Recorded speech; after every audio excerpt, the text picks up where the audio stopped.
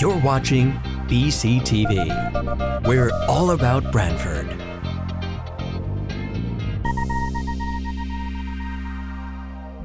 You're watching BCTV, Branford Government Television, a service of Branford Community Television. This program is brought to you in part through the support of the town of Branford.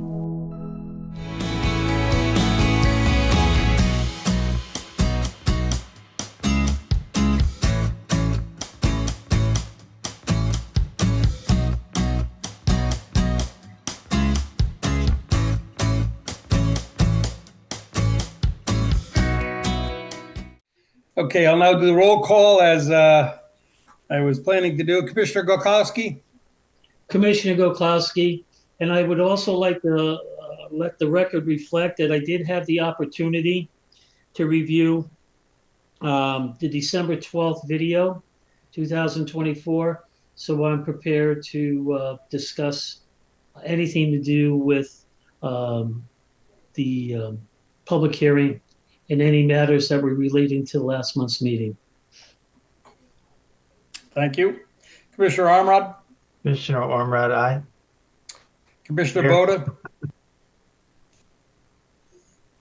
Commissioner Boda, present. Commissioner Begeman? Commissioner Begeman, present. Let's see, Jamie Frederick, and the Wetland Director and Enforcement Officer? Present. Did you call Commissioner Papatones? I missed that. Now, why am I not seeing her on my screen? Commissioner Papatones? present. I'm here. Okay. And Katie Blanchett, Inland Wetland Associate? Present. Okay, we do have a quorum. Per our regulations, 7 commissioners may vote on an issue. Is there any commissioner that feels that he or she must recuse themselves for any portion of this evening's meeting? Yeah, this is Commissioner Ormrod. I will be recusing myself from, let's see, agenda items 2A and 3A. Really all the matters dealing with the Beacon Hill Road application and enforcement action. Thank you. And hopefully when you blank your screen, I won't be calling on you, Commissioner Armrod, as I have done in the past. Yes, let's I will. see, we have, I have the approval of minutes next, November 14th, the regular meeting minutes, which were revised. There were a couple comments on those minutes. Do we have a motion to approve those minutes as revised?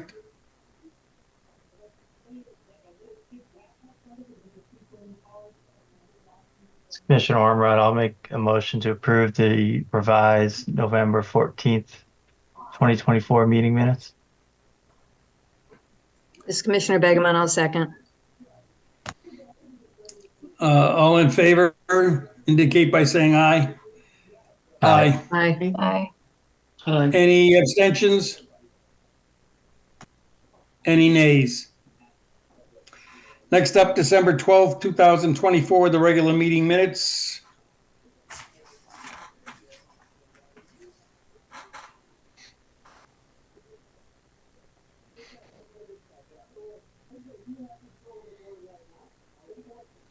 Commissioner Ormrod, I'll make a motion to approve the December 12th, 2024 meeting minutes.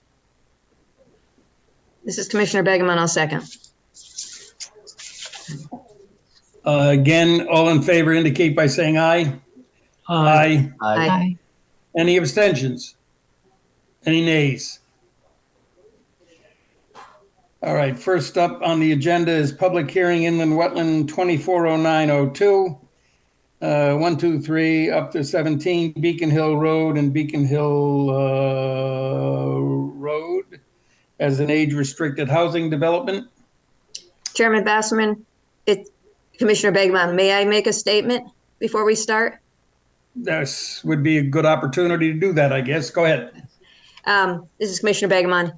As people may or may not know, I am part of the board of the Friends of the Farm River and Estuary. I'm the secretary, and I have been very clear with the organization that I cannot discuss anything regarding Beacon Hill with any of them, for that matter, any of the public outside of a public hearing. So I feel I can be objective about the application in question and look at its merit as to what's presented in our meetings. Thank you. Any other comments from commission? Was there Mr. a Chair, this comment? is Timothy Lee on behalf of the applicant. In light of the fact that we received a letter from the Friends of the Farm River Estuary opposing this application, I would respectfully request that Commissioner Begeman not sit for this application and recuse herself. This is Commissioner Boda. Attorney Lee, I think Commissioner Begeman just clarified that she has not partaken in ex parte communications. And a person can certainly be part of a group and not involved in a decision making around this. She does not receive monetary compensation from them, and as such, it is appropriate. I do not agree with you that there is a reason she should have to recuse herself. Okay. For the record, she's a board member of an organization that has taken a position against the application and submitted a letter against the application. I think under those circumstances, it does create the appearance of impropriety, and I think the best practice would be to recuse herself. I certainly will leave her to her choices. And to that matter, we have discussed the issue with town council, and we feel comfortable that with the statement that Commissioner Begeman has made this evening, that she can remain impartial and do her duty as a commissioner for this commission. So we're going to proceed. On September 26th, the regular meeting of Branford Inland Wetland Commission. Amy Frederick and the wetland agent. Sorry, just before we move on real quick. Just to clarify for the record, Commissioner Begeman, can you just clarify whether you are unbiased and not predetermined on the application? This is Commissioner Begeman. I am unbiased and I don't have any predetermination on this application. And you've not been part of any conversations with the organization regarding this application or property? This is Commissioner Begeman. No, I haven't.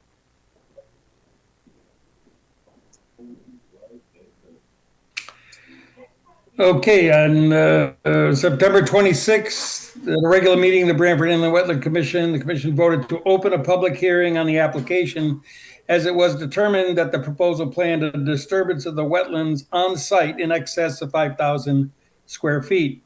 The date of November 14th, 24 was established to open the public hearing. CLA Engineers was engaged in October to assist the commission in the review of the application. At that 11/14 meeting, the commission agreed to continue the public hearing until December 12th. Discussion was not concluded at the December meeting, so parties agreed to continue the public hearing to this evening. My introductory comments at the November meeting are applicable to this evening as well. Commissioners are seated for this application and are required to be fair and independent, not predisposed to any outcome. Commission must decide the merit of the application from the facts as they appear on the record, from their own personal observation and technical expertise, and from the expertise of outside consultation hired to assist the commission in assessing the application. Permit decisions must be concluded within timeframes specified by the Connecticut statutes and our regulations. Since we last met about a month ago, would staff please review the timeframes we need to be conscious of as we proceed this evening? Jamie Frederick and the wetland agent. The public hearing must be closed this evening, unless there's a consent and extension. And then after the public hearing is closed, the commission has 35 days to deliberate on the application.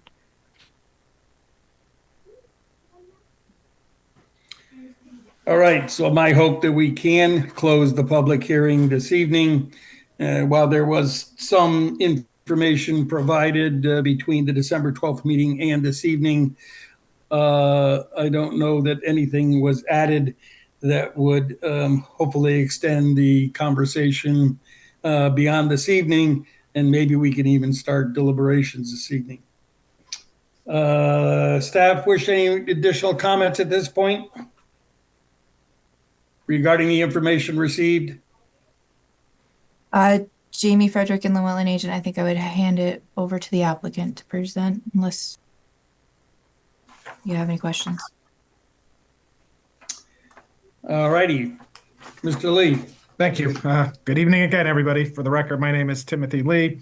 I represent the applicant, Beacon Hill Properties, with respect to the application before you this evening. As the commission may recall, we were before you at the December 12th meeting.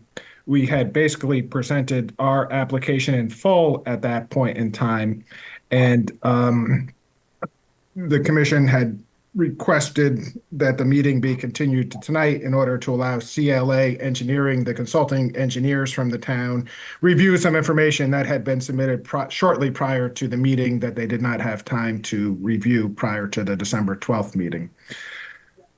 We did receive a copy of the comment letter from CLA Engineering dated January 3rd. That is part of your record.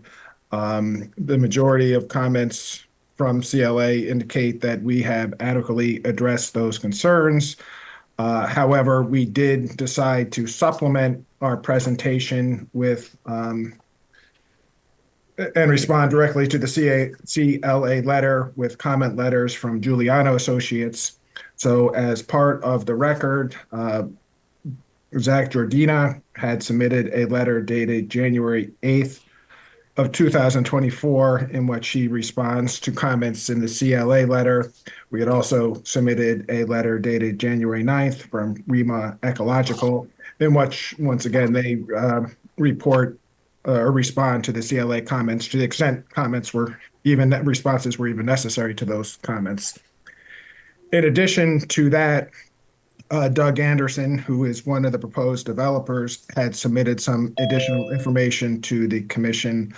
One of the things he had shown, just for visual purposes, was an overlay of the current plan, the 22-unit age-restricted development, with the prior subdivision that had been approved by the commission, in order to demonstrate that the impacts proposed by this application are substantially similar to the subdivision application that had been previously approved by the commission. In fact, it's our position that this current application has a less impact than the previously approved application, especially in light of the fact that we are proposing wetlands mitigation and remediation as part of this application, and that was not proposed as part of the subdivision application. In addition, we are proposing a connection to the sanitary sewer systems with a significant financial contribution from the developer, of which we discussed in great detail last month. Once again, the subdivision application did not include a tie-in to the sewer system. It relied upon septic systems for the individual lots. So based on that, we think that this application meets the standards in your regulations. We believe that we request that the commission approve the application. I do have our development team on the line. Doug Anderson is here. Zach Giordina from Giuliano is here, and George Logan from REMA Ecological is here. I'll ask Zach if there's anything he wants to say to supplement what was in his comment letter that he submitted to the commission a couple days ago. Zach Giordina, Giuliano Associates, project engineer.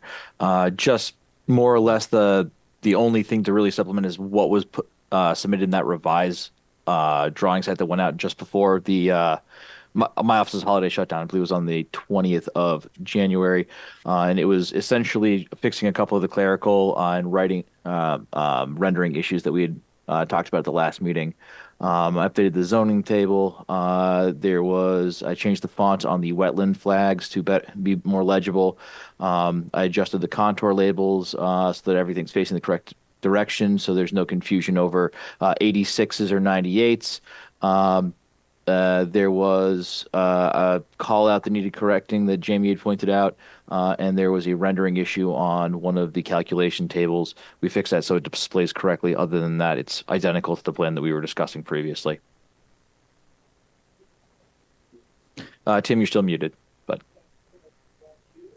Thank you, Zach. Thank you for that. In addition, George Logan's here. George did submit his supplemental report. George, is there anything you want to emphasize in your report for the commission? Certainly, just very, very quickly, this is George Logan for the record.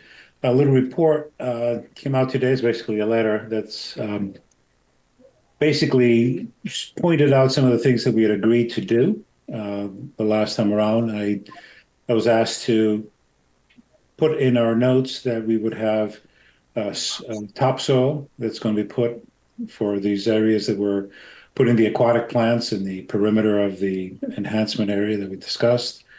That the topsoil that's going to be removed from the area of Phragmites is going to be treated in its own stockpile, covered with black plastic, and basically let to cook so that those propagules desiccate. And thirdly, that it appeared to me that this was an opportunity for me to include in the planting table 12 additional buttonbush, which is perfect for this kind of enhancement that we're proposing.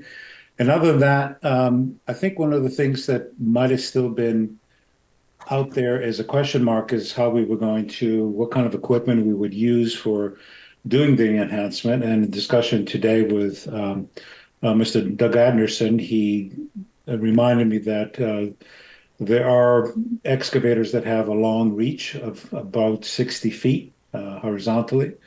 And so that would mean that we could use such a machinery to excavate that area with Phragmites and create that aquatic habitat without entering that area. So that's all I would have to contribute at this point. Thank you, George.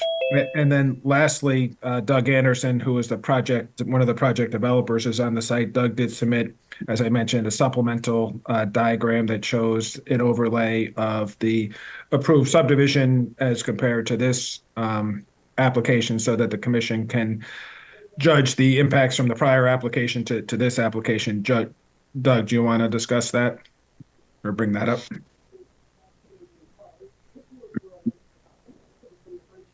I think you're muted.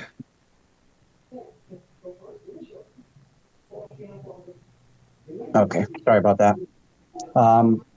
Yeah, Jimmy, if you wouldn't, could you bring up the original subdivision over just the existing conditions exhibit? I think that was the 58 or 57.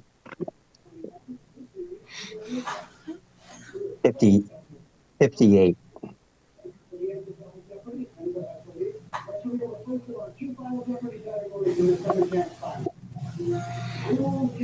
So basically, what we have done here is we have added the additional wetland that had expanded from the northern wetland and overlaid the existing approved 10-lot subdivision and shows the locations of the two homes that are proposed on parcel lot 4 and lot 5, along with the grading that's proposed and the drainage that's proposed in that area, with grading more or less right up to the original northern wetland boundary line there. So obviously comparing that to our proposed plan, if you wouldn't mind bringing up exhibit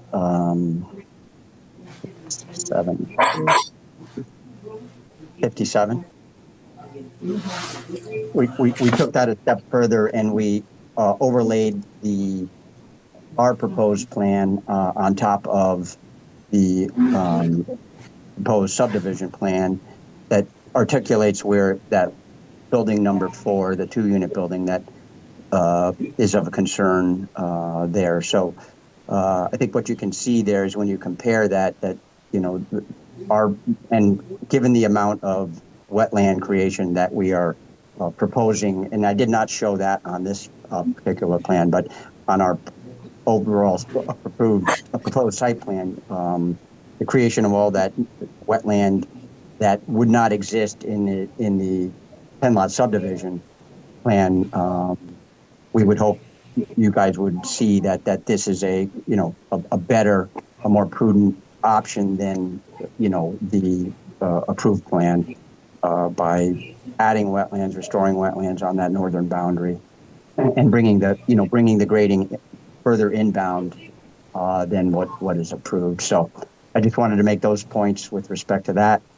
Answer any additional questions with respect to the prudent and alternative development scenarios and relating to the financing. And we did also get some updates on the sewer expense from the town engineer, John. And that cost has gone up a little bit in addition to what we had initially figured, but still within the parameters of how we have, proposed this project at 22 units. So be happy to answer any questions with respect to this part of it or anything else, obviously.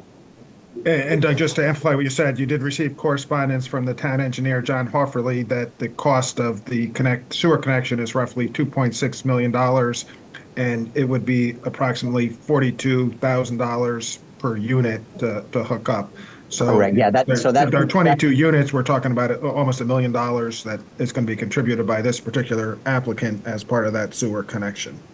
Correct. Yeah, it's essentially the catalyst, if you will, to be for the town to help defer that sewer cost. Over in this case, that estimate is also for the second phase of the Pent Road portion. So along with our 22 units, the first phase along Rose Hill of about 20 homes, and 22 homes, the Pent Road portion also picks up another 20 homes. So I think we're talking about 66 homes that will be part of this sewer, improvement projects, plus whatever else is out there for land and so forth. And that was approximately $42,000 per unit. This Commissioner Basserman, just for clarity and understanding purposes, before we got into the sewer discussion, the shaded area between Building 4, or I should say north of Building 4, you're saying that's the extended wetland area that this new plan considers? Yeah, so that's the wetland area that expanded from the original approval when the previous developer had gone in there and removed the foundation and building that more or less bordered that northern wetland and left the remnants of that area, created a kind of a further depression, lower depression there. So the fact that this project has sat for so many years, that through the rain events, that area became saturated with, obviously uphill flow to more or less take that excavated, removed foundation area and qualify it as wetland by soil characteristics, obviously. So and obviously George can opine on that as far as the level of function of that wetland compared to other wetlands. But that is the area that the darker shaded area is the expanded wetland that we determined from the last public hearing when we went back out with the consulting engineers, soil scientist, and George, of course. Thank you. Thank you. And Mr. Chair, our entire development team is available for any questions that the commission may have. If you have questions for the engineer or the soil scientist or Doug or myself, we're all available to help answer any questions. I see that Mr. Logan has his hand raised. Did you want to add something to that, Mr. Logan? Yeah, since George Logan, to the record, REMA Ecological, since we're sitting here looking at this plan, which shows this hatched area, I guess the statement that I will make so that it's clear, at least in my mind, that the impact to the delineated wetlands, and these that were created with the passage of time, as was just mentioned, in my professional opinion, this impact is de minimis, given also the pre-existing disturbance here in this area, resulting in very limited functions and values, and this wetland really doesn't contribute. This hatch there doesn't contribute to wetland functions and values to the northern wetland. And now, in view of the proposed mitigation, which is going to result in wetlands with much higher functions and values, and this is not only in extent and functions and values, of course, we've achieved the 2-to-1 ratio. So again, in my professional opinion, the disturbance here that's shown is de minimis. Thank you. This Commissioner Bassett, I see a hand raised. I'm not sure that the applicant has finished their material, but can you indicate the nature of why the hand raised from, is it Nisha?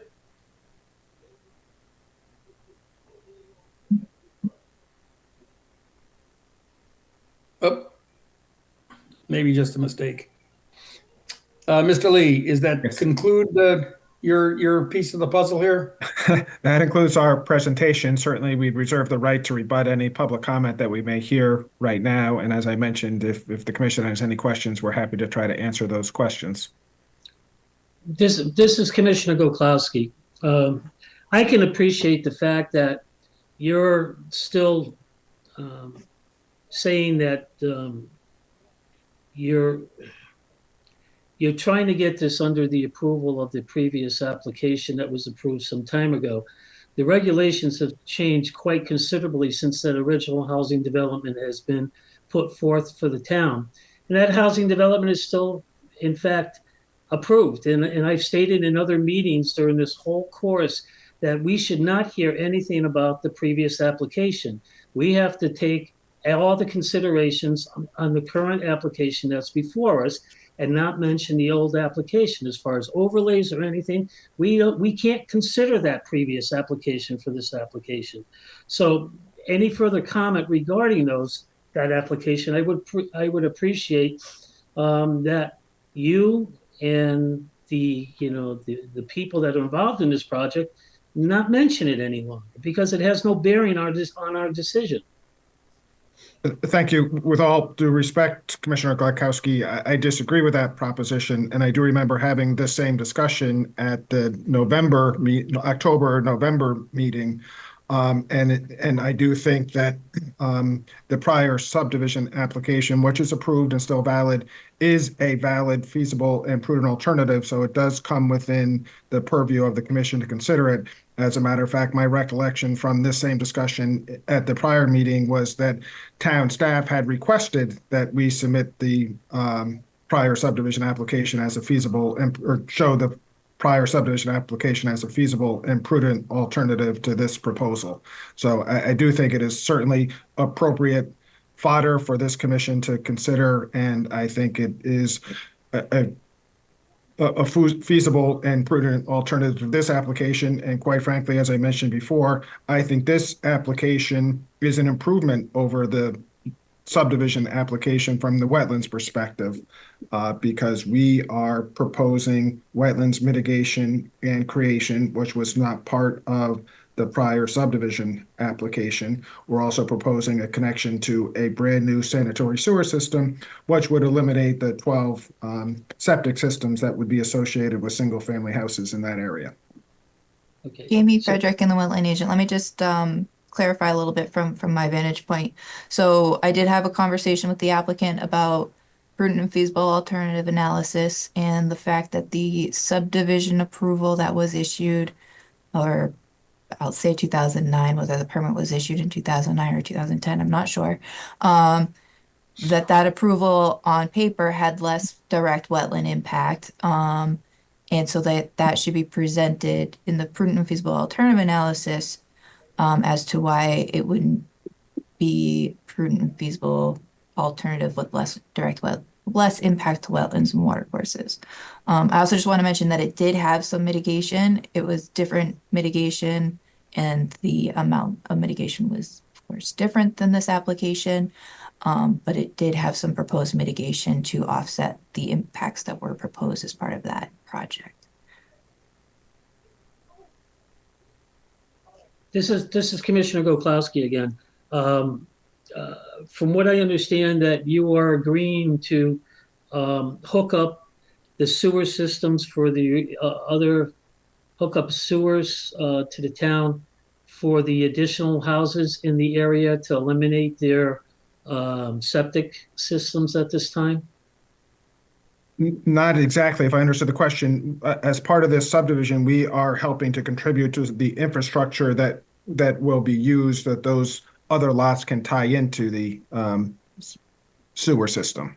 So you're not going to contribute to them tying into the sewer system. So there'll be you said your cost was in the neighborhood of $40,000 a hookup. Is that correct? A little bit more, yes. Okay.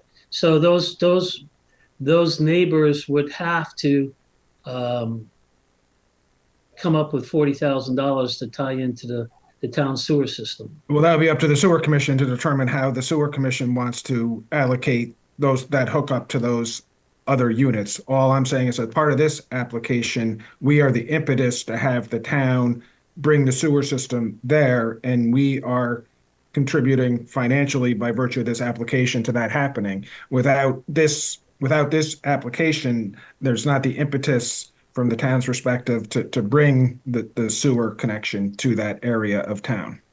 But you're also bringing the sewer system to that part of town because I don't think the property itself would sustain their own septic systems based on my walking of that property. I'm not sure what you mean by that, because we do have. You're proposing a 22 unit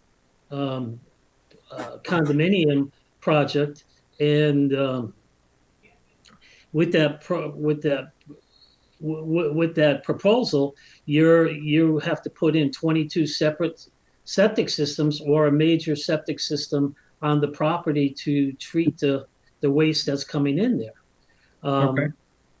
And and that's, I walk the property and I don't see where that property would sustain itself a septic system in any way, shape, or form.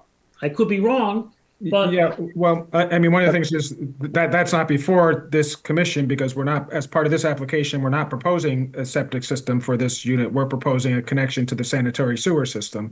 In the prior application, subdivision application, we were approving septic systems for the individual houses. That was approved by the health department. So. And also, I know you were not here last time. You did review the minutes. We did present testimony from George Logan, who was our soil scientist, who talked about the benefit, the impact that nitrogen levels can have on the wetlands and water courses, and that the connection to the sewer system would be an improvement. Let me stop you. I reviewed the entire video of last month's meeting. I would not be sitting here right now talking about it if I did not review it. And I do remember George Logan's comments regarding that particular system, particular area. My concern is, another concern that I had was the proposed, this is going to be a condominium association, is that correct? That is correct. Okay, so my question is, has there been formal association membership, the bylaws and everything created for this particular condo association yet? No, that is not, you don't create those documents at the inception of a project. You create those documents at the end of the project. So okay. If we were to get approval from this commission, we would ultimately go to planning and zoning. We'd have to get planning and zoning approval for the change to the amendment to the regulation. And then we'd have to submit a development application to planning and zoning. If all those things get approved, and we're allowed to proceed with the project, we would then create a homeowners association or a condominium association for the unit owners. Yeah, because my concern is the catch basins and things like that, the clean out. We have no way on who is going to be responsible for the maintenance of those when we approve this particular application, because I can't foresee what's going to happen in the future. And since we don't have that information in front of us at this time, it's kind of a catch-22 situation. Yeah, I think what's generally happens in those circumstances. Lee, do you mind if I jump in for just a moment? Sure. Commissioner Klukowski, we've had a we've come across similar, not the same, but similar, applications with similar issues with homeowner associations. We talked a little bit about that at the last meeting. And so I think that is certainly an important conversation, and it's important to document. And were we to move to approval, it would need to be a condition of approval that in the creation of the resale documents and the I can't think of the name of it right now, but essentially how the property is run, that information is passed on, including the stormwater management. And so essentially, this isn't the first application that had a homeowners association that needed to be part of our consideration, deliberation, and conditions for approval. I don't believe at this time it would be reasonable or appropriate for an applicant to have those documents, that level of document. It's just, that's putting the cart well before the horse, although we certainly need to plan for it. Jamie Frederick and the wetland agent. I'll just also note that we do have a document in the app.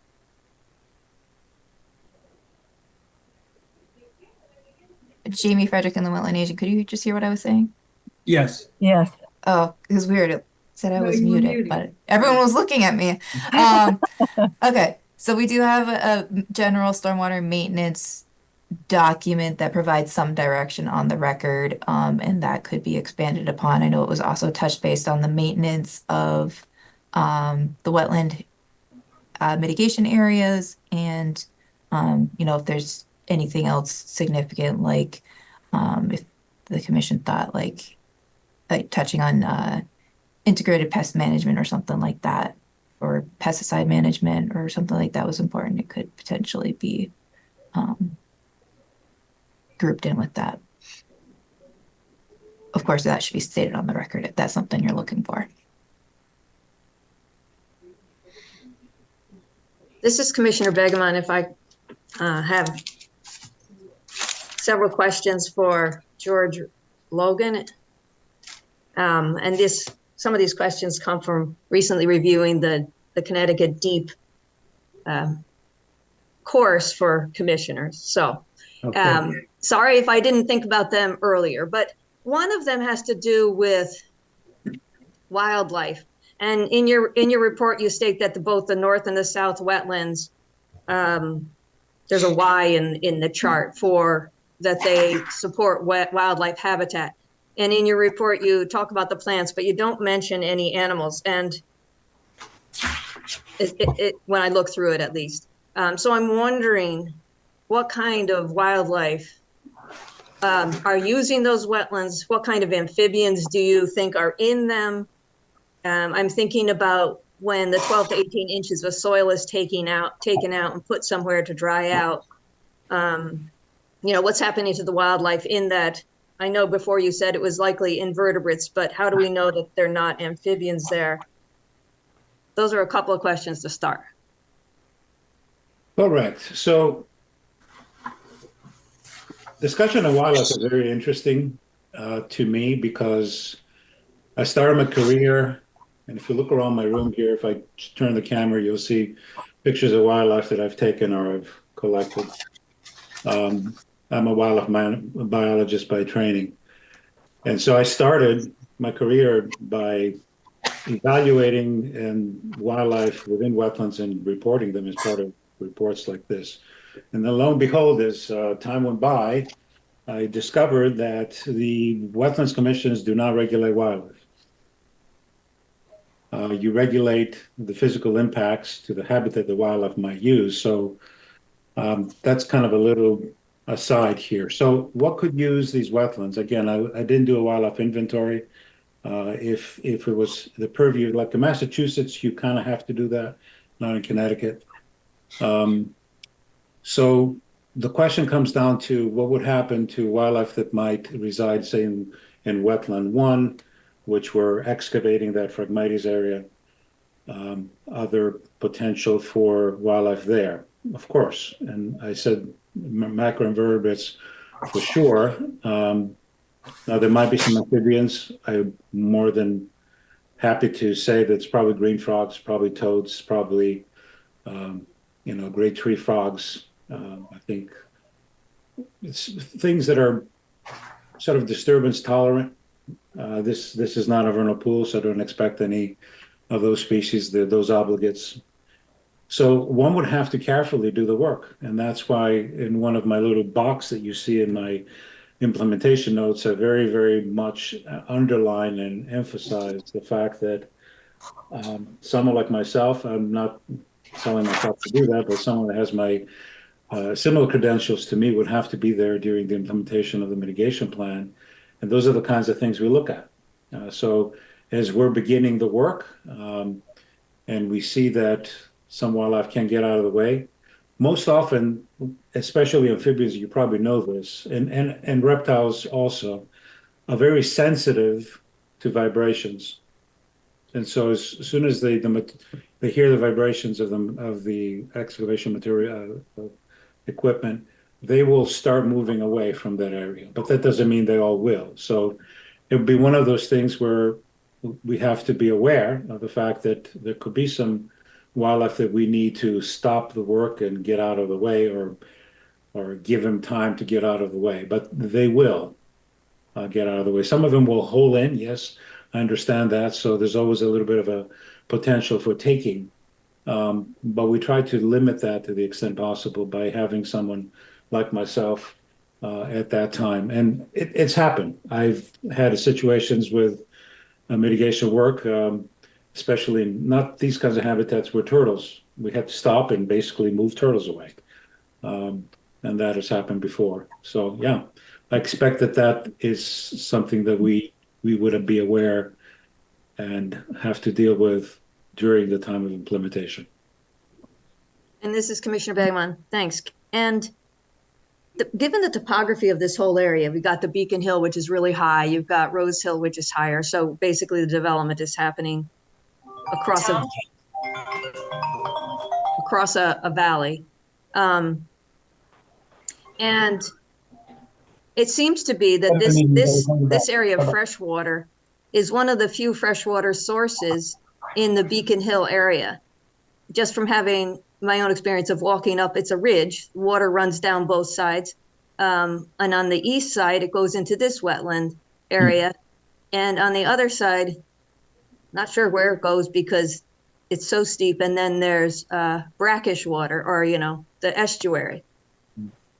So can you speak just to how any wildlife, whether it's birds or deer, or will be affected in the development phase, and how that can be mitigated? Correct. So the idea is we don't know exactly, again, because wildlife inventories are really not usually part of a wetlands application anymore. They used to be a long time ago.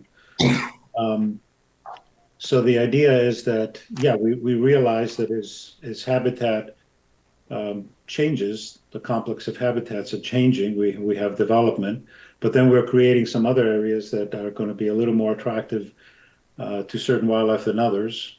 We are planting a lot of things. So the more tolerant cosmopolitan species, and we don't dislike cosmopolitan species, right?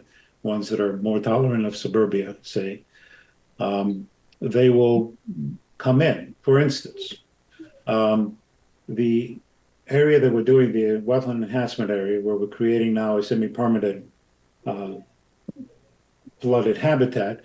Well, if there's an area that's going to allow for breeding of amphibians long term, that will be it. Other areas below the detention basin, which we're going to have more of an aquatic habitat, same thing. We have expansive areas. Yes, we do have development surrounding, but the detention basin area is going to attract a lot of avian species because they're going to like that kind of habitat. And they're not particularly disturbed with, well, I see them from my backyard, what I have here. species that you would think that they shouldn't be in suburbia, but they're there because they have these little conclaves, these little areas where they can isolate themselves, along the detention basin and other areas where they now don't have direct visual disturbance, say. So I expect that a lot of wildlife will still utilize this area, especially since you also have Beacon Hills next door, and that's an area where there's more wildlife uh, happening there. I'm sure there's deer population. I'm sure there's passive species like coyotes and foxes. I wouldn't be surprised.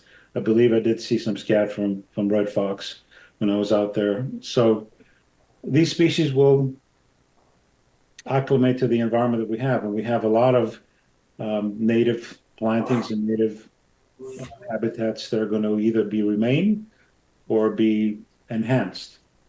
So yeah, there's going to be obviously a change in the wildlife assemblage, but some things are going to be more, like I think of more amphibians more likely utilize this area over time as they come in and they breed and they disperse. So yeah, development has impacts on wildlife. There's no doubt about it. So this is Commissioner Begemon again. Can I ask a follow-up question for your first question before you go to another topic? Sure. This is Commissioner Boda.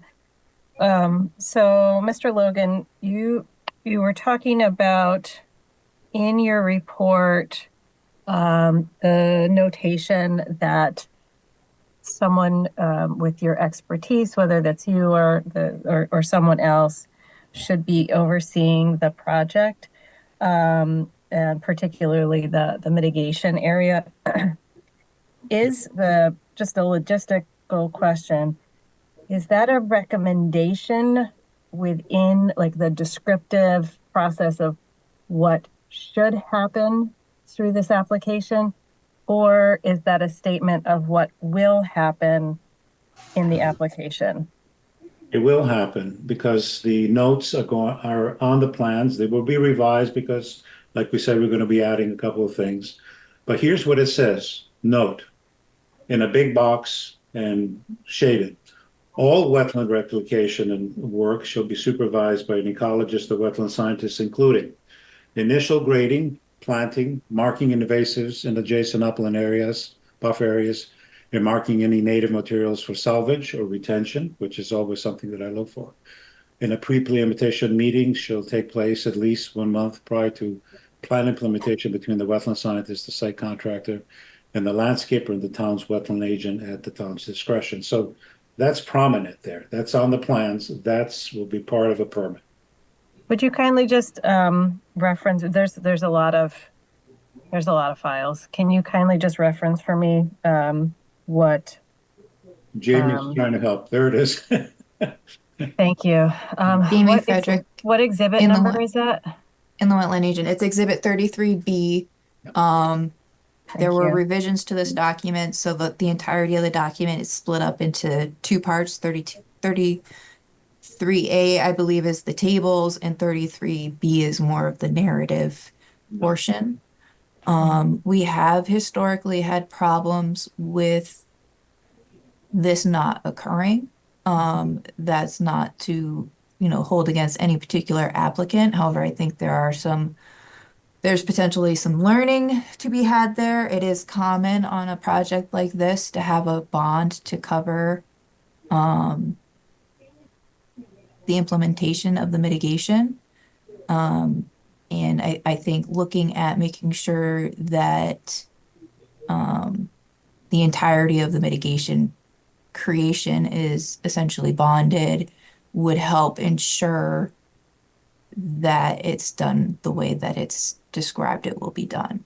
And the regulations do allow for a mix of cash and surety. Erosion controls has to be cash. There's room for surety for other things. So it shouldn't be overly burdensome on the applicant, but still keep them engaged in making sure that it's being done the right way. And just to that same, this is Commissioner Boda, in that same vein, I think, again, it may say this in some of the exhibits somewhere, but I think that this wetland replication note, it talks about pre-implementation meeting 1 month prior, but that it would also need to have, we should identify, and maybe Mr. Logan, you can identify a reasonable number or a practical number for frequency during this. How long would this process take roughly? Correct. That all depends on when the start happens for this work. Sometimes it all happens all at once, but more often than not, it happens in two different phases. An initial phase of grading, stabilization, initial stabilization, and then planting, depending on what time of the year it is, because we're not going to plant certain species in the middle of the summer. So we might wait for the fall to do some, and then spring is another period. And the reason for this, Ms. Boda, for me emphasizing this particular little thing that you see here is my 36 years of experience when this didn't happen.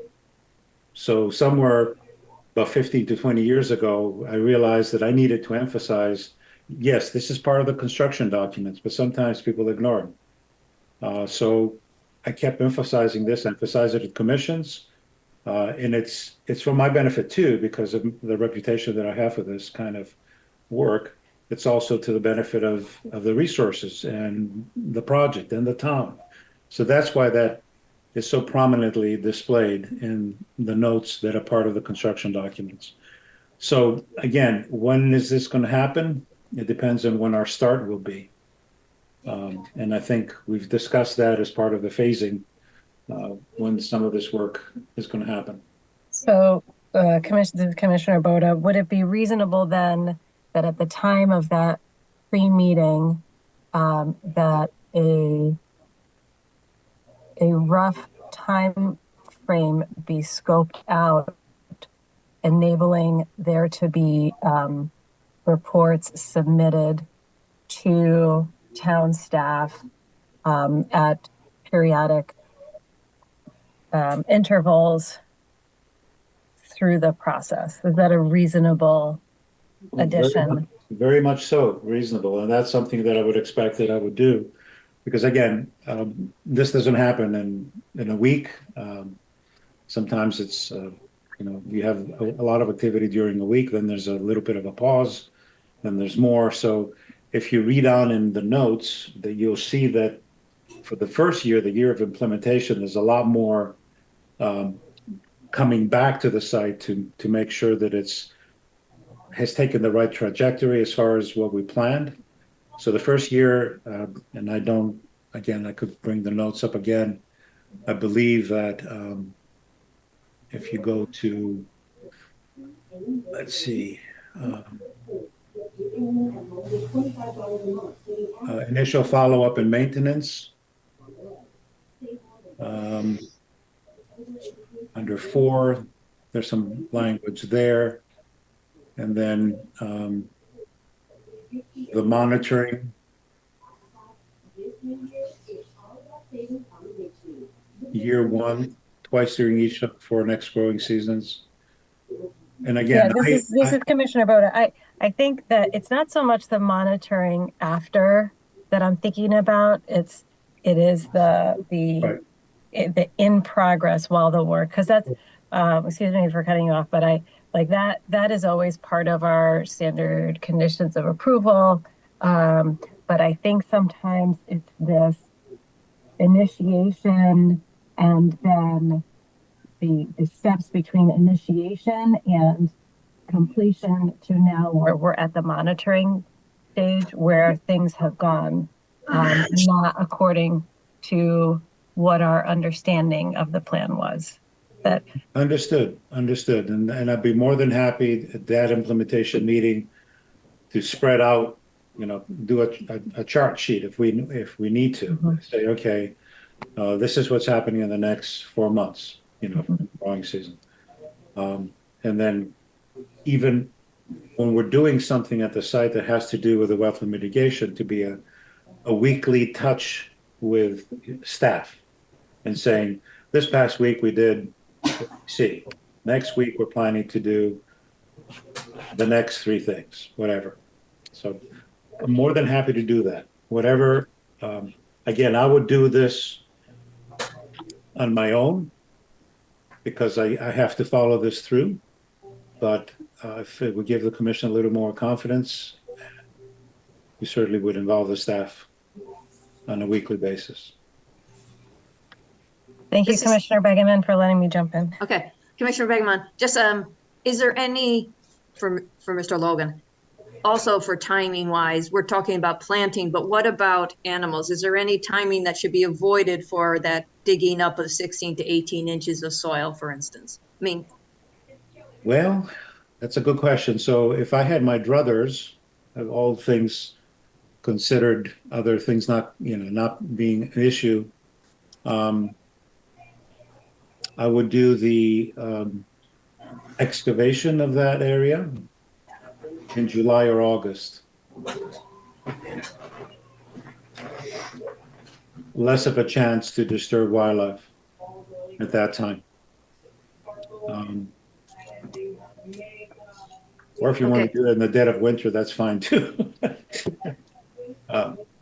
Yeah, but that would be, I mean, you've seen the DEP when we're looking at listed species, for instance, like spotted turtles. They like us to do the activities during the off season, so November to March. So that's one possibility. Of course, we can't stabilize areas in the winter with vegetation. We'd have to do temporary things. So again, the best time to avoid would be, and honestly, I would suggest that if at all possible, that portion of where we're in the wetland for that enhancement be done in July or August. We will be dealing with a lot less water. And so it will be a lot easier to do. And of course, also be a side benefit to less wildlife disturbance. and Commissioner Begeman again, knowing these type of soils and this area where this creation is going to take place, what, in your experience, if things are done right, what is the success rate for the creation of the wetlands? And as Commissioner Boda said in our last meeting, we're coming off a development where creation of inland wetlands did not go well. Okay. So you're a little shell shocked. Yeah, I get it. In my experience, I've had some big misses over the years. And it was because I was not involved step by step in the implementation of a wetland mitigation plan. Or in a couple of cases, my client went bankrupt. So yeah, that was the end of that, unfortunately. Interestingly enough, the one that I'm thinking of, we did enough so that it's still there. And actually, I saw it yesterday, which was interesting. This is in Suffield. So if I follow step by step, I would say that the chance of this going well is more than 90%. If I'm not involved step by step, again, things can happen. Okay, this is Commissioner Begeman again, if I can keep asking the questions. And one of those, we have the northern wetlands. Let me rephrase this. We have the northern wetlands, which are in a sense going to be dammed up. We don't like damming things, according to DEEP. And then there's going to be a very long culvert underground to get to the other side, to the detention basin. Mm-hmm. And in one of the overlays that just came in, maybe it's 57, maybe it's 47, it showed that development of the 10 houses had a swale right where the finger of the newly found wetlands is, and they had other swales around the property, and they had that swale where building 4 is, which at least would reduce a pipe. And I'm just, if this had been never disturbed, it would probably have been a little since it's a valley, it probably would have been a little stream going from north to south all the way. It's been disturbed, and so you have these kind of two separate wetlands, but water flows downhill. So the water is going somewhere, maybe underground. But it seems to me that this development would be more friendly to inland wetlands if that connection between the top and the bottom, the north and the south, was much shorter, either through uses of swales or a culvert that's under the road that can be daylighted, etc.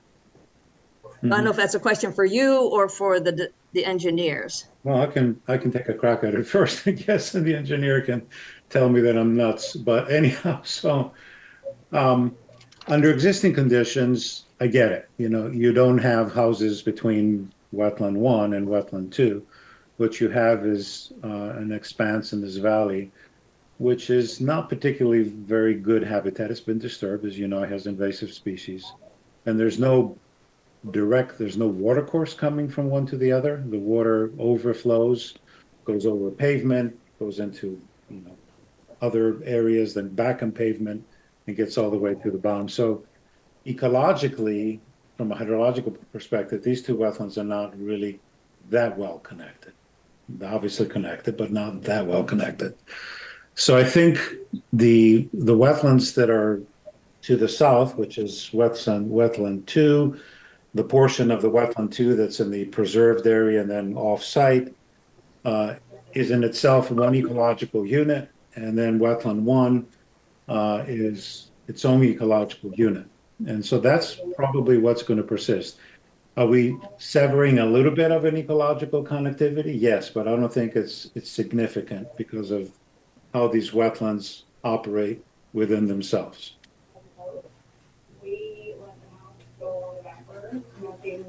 Thank you. You're welcome.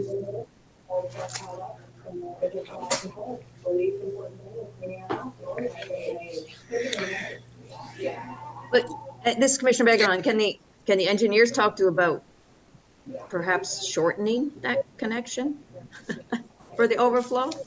Or is it just considered unnecessary? Zach Georgian and Giuliano Associates, project engineer for this. In a perfect world where money was no object, obviously bridges are the best way because animals will pass underneath them. They're incredibly financially restrictive. In terms of functionality, if our soil scientists and from an ecological standpoint feels that they're two separate wetlands with minimal animal interaction, it's not beneficial from a cost or stormwater standpoint. The functionality of the swale in the 2009 design is, I think, more of a function of wanting to save money on pipe versus any actual benefit to the actual environment itself. With this design having to create utilities passing through, I have to be able to drop that culvert considerably to allow for sanitary and water and all of that to pass above this culvert. So part of the reason of having this length is I need to be able to get it at the road low enough at a reasonable slope to pass underneath everything and daylight on the backside. So there are design elements that dictate, you know, because all pipes are rise over run, so to get that slope. So if I need to drop something lower, I need more length to get there, or I need to increase the slope. And with a higher slope, you're going to get a faster exit velocity, and that's going to lend yourself to a higher erosional potential on the back end. Thank you. This is Commissioner Basserman. Back to Mr. Logan. Obviously, there's a substantial wetland mitigation area that this plan discusses. And we know that through the years, mitigation efforts have had, you know, certainly a checkered past. Two things, obviously, very material in terms of the success or lack thereof would be the plan itself and then the execution. And as mentioned at the last meeting, we've had a recent example of a mitigation area of somewhat large tract, where it looked like there was probably failures on both sides. The plan itself, which it turned out the wetland didn't behave as the plan had thought it would. And the execution in terms of the plant survivability, et cetera, was also compromised. Why should this commission take comfort in the plan that's proposed, and as well on the execution, since I guess it's my understanding we don't know who would be doing the actual work in the wetland. So I've got both sides of the equation here that I need a little more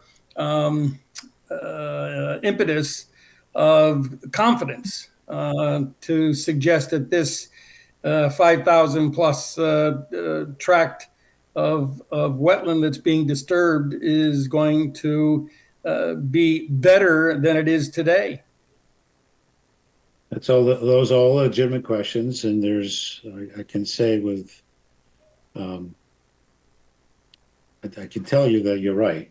That the wetland mitigation has a checkered past. I've had a few fails myself, as I mentioned, so if that can stand on the record. But also had some very good successes over the years. I've learned things, and that has sort of guided me in what I recommend as far as what we do for implementation, as far as grading, as far as having, for instance, as I've said in the plans and the mitigation notes, the ability to make small changes.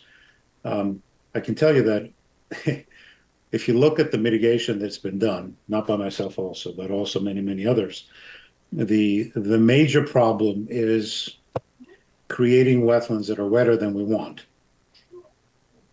surprisingly. So I've learned from that. I've learned what kind of things, when to do certain plantings, when to not do certain, what to promote, how to stabilize, all these elements. I have 36 years of experience. I've learned a thing or two, I guess, over the years, I hope. So again, if I'm involved, if someone with my experience is involved, and we do all the steps, and we don't have Mother Nature throwing us any curveballs that we can't correct, then I would tell you that we have more than a 90% confidence that this is going to be successful to the end of the monitoring period and then beyond. If we can make it to the end of the monitoring period, the 5 years, then I can assure you that I can give you several examples of things that I've done that I've gone back and looked at and gone, it worked. Maybe not 100% to what I wanted, but it's a wetland. There's wildlife. There's native vegetation, limited invasives. Hydrology looks good.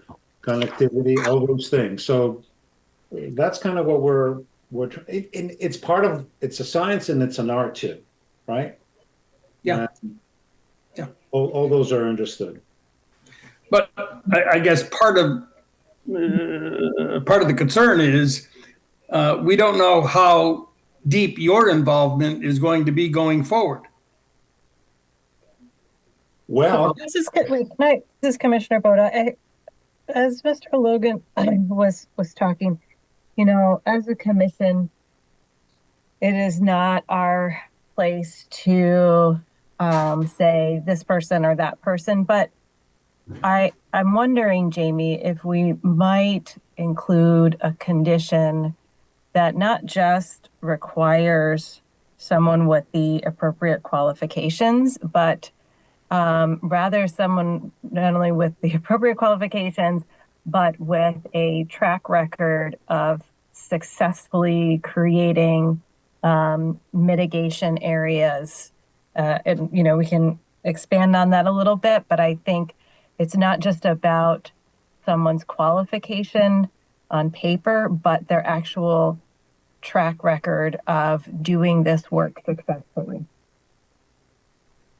So Jamie, what do you think about that? Jamie Frederick and the Wetland Agent. I'm not sure. I certainly think that that's something that we could look to expand upon in the language. And I think Mr. Logan said earlier, one of the key things he's noticed in the success of projects he's worked on is his level of involvement. And I think that's one of the things the commission perhaps would want to look at trying to also make sure that that big box that we were looking at earlier that he said was so important, that that's actually implemented because, projects, time is money. Sometimes, and we can't judge, who's going to do what or anything like that. But I think, whatever we can put in, whatever the commission can consider to help make sure that that is properly implemented in compliance with the, approval, should an approval be granted, is certainly key. Because I think from my vantage point in permit compliance follow-up, that has certainly been a huge part in whether or not a project has been successful, is whether the soil scientist was involved or I go out there, see they did the work, they never contacted me, they never contacted the soil scientist, and then we're scrambling backwards, all the earthwork's been done, there's no bond in place to make sure the earthwork was done properly. I think those kind of boxes would be good to make sure we're lined up to help ensure the project is as successful as it can be based on the proposed plan.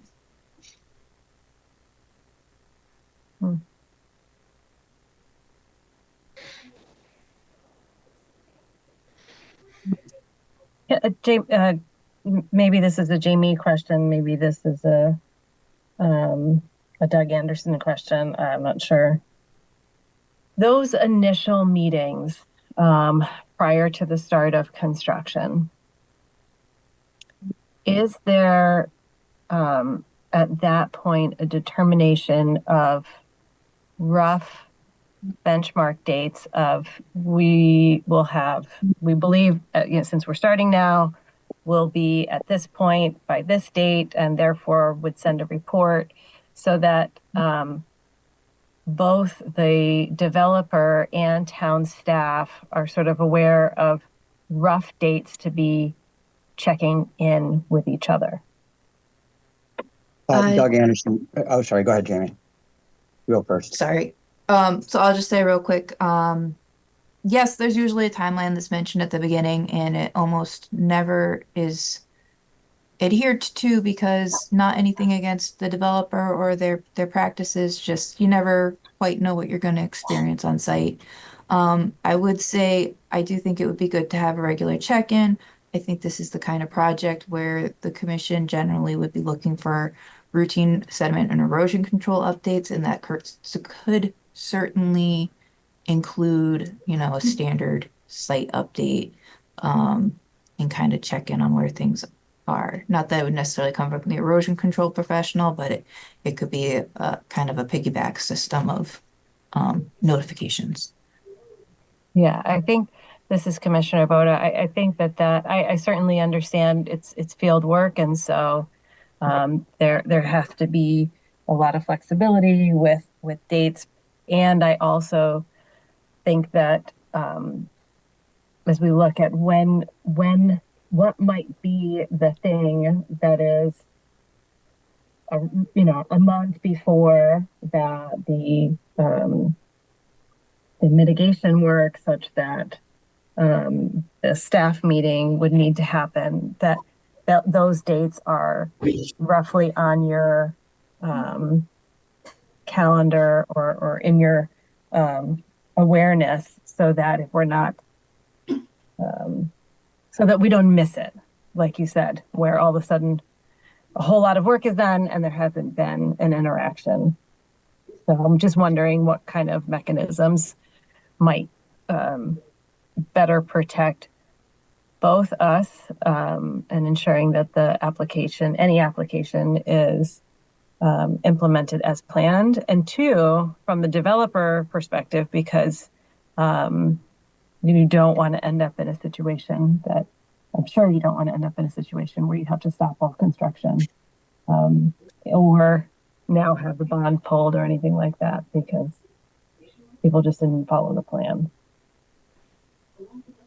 Yeah, so if it's okay, I can jump in here. So, in construction, generally you have specifications and design criteria that you follow.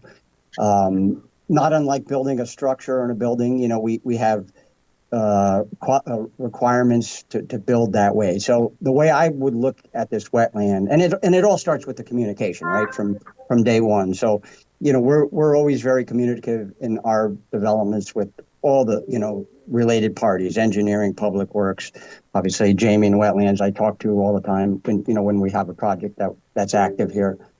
But I mean, the way I would look at it from a pure common sense perspective, George has created a set of documents and a proposal of how to create this wetlands and mitigate some of this wetlands. So we wouldn't do anything but rely on George to guide us when we do that through, proper soils, proper plantings, things of that nature. So we would follow the plan, just like building a structure, we would be building this wetland. And to do so, you have the plans to follow. And I granted there's variables, times of the year, things of that nature, but I think if you have a communicative relationship with the town and Jamie and the agency, this can be much easier and simpler and more productive and probably more successful working through the dynamics of creating something like this. And it's no different than having a building inspector come into a structure and, inspect the framing, inspect the electrical, whatever it may be, to make sure it's up to code and compliant with today's standards and requirements. So I wouldn't see that why this wetland creation wouldn't be any different, right? Maybe it doesn't follow the same procedures as the building code, but there's some level of common sense and practicality is if you have a plan, you follow the plan. And that's historically what I've been doing for 30 years. So there wouldn't be any reason for us not to use George. There wouldn't be any reason not to have pre-inspection meetings, weekly updates, whatever it may be. Design on the fly issues. Hey, Jamie, call up Jamie. Hey, we got an issue here. This isn't working out.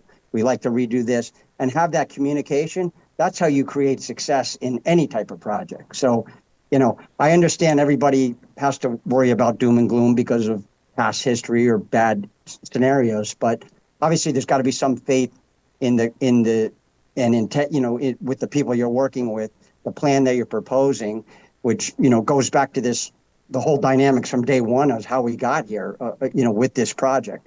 It was not just some off the cuff, let's go with this. This was a lot of communication and dialogue with all the parties in town to get to where we are today, to what we thought was create a project that was going to be accepted, understood, better than what's approved now, clearly better than the site conditions that exist now, with remnants of old foundations and parking lots, with wetlands connecting between wetlands over asphalt and pavement, invasive species.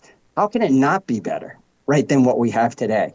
So that's all I can tell you as far as that goes. But my experience in construction and history in construction is that you do the job, you do it right, and you do it as it's proposed. So that's how we would approach it. This is Commissioner Basserman. The existing condition and improvement over that is kind of a low bar when we actually look at what's there today versus what the plan shows. So let's hope that we're not just looking to do better than what we've got.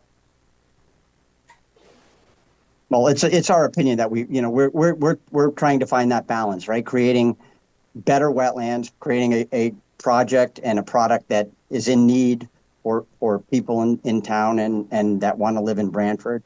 So we have to kind of walk that fine line between keeping everybody kind of content and happy with the dynamics. And we again thought we had done that and brought in professionals to try and go the extra mile and create a granted construction is invasive, we understand that, but it's a short-term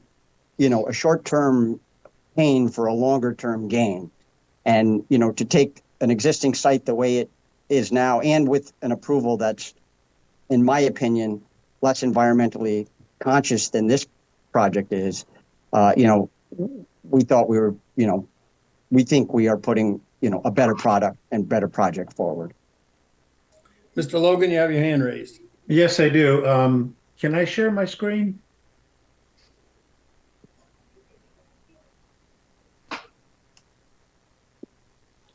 Jamie is. Yes, you should be able to. Okay. Let me do this. Okay, where am I going? Assuming you're sharing an exhibit.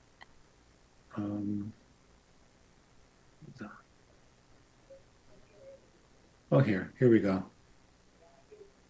All right, so a couple of things. Can you see this? Wait a minute. This. Oops. So this is a Google Earth photograph. And if I knew that you would have liked to see a whole bunch of my success stories, if you will, I would have been happy to do that. This is an area in Farmington, and you can certainly, your staff can talk to the town and they'll tell you what we've done and haven't done. So this is an area where some disturbances can happen. Some wetlands are going to be disturbed. As you can see, there's already some activity there. And let's see if I can, I apologize. I have, this is in the way. Okay, here we go. So again, this was the pre-existing condition. And they said, you got to create a wetland for the disturbances and actually restore some wetlands too. So this is what was happening at the site, and so mitigation was required. And you can see what we've done. So this is the area that we created next to an existing wetland, which is right here. And this is an area that was restored, which had inadvertently been disturbed. And this is from 2023. This is from 2024. We're still in the process of looking at it. So that's one thing I wanted to share. So this is an example. I forget how big this area is, probably 3/4 of an acre or something like that, altogether between these two areas. And yeah, we had wildlife here, including turtles coming off from the pond.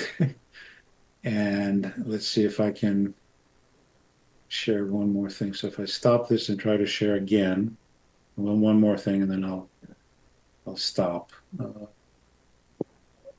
Where is it?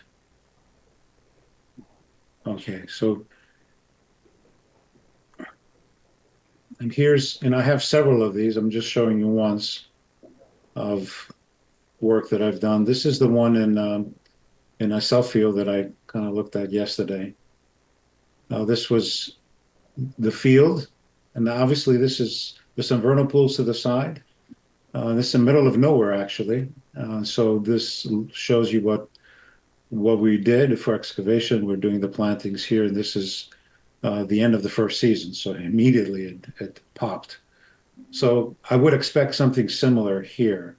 And again, if you keep that nice green area in your mind and know that we've reached there because we've taken certain steps and we continue to monitor for the next 4 years after implementation. The only difference now with this, because this is the project that my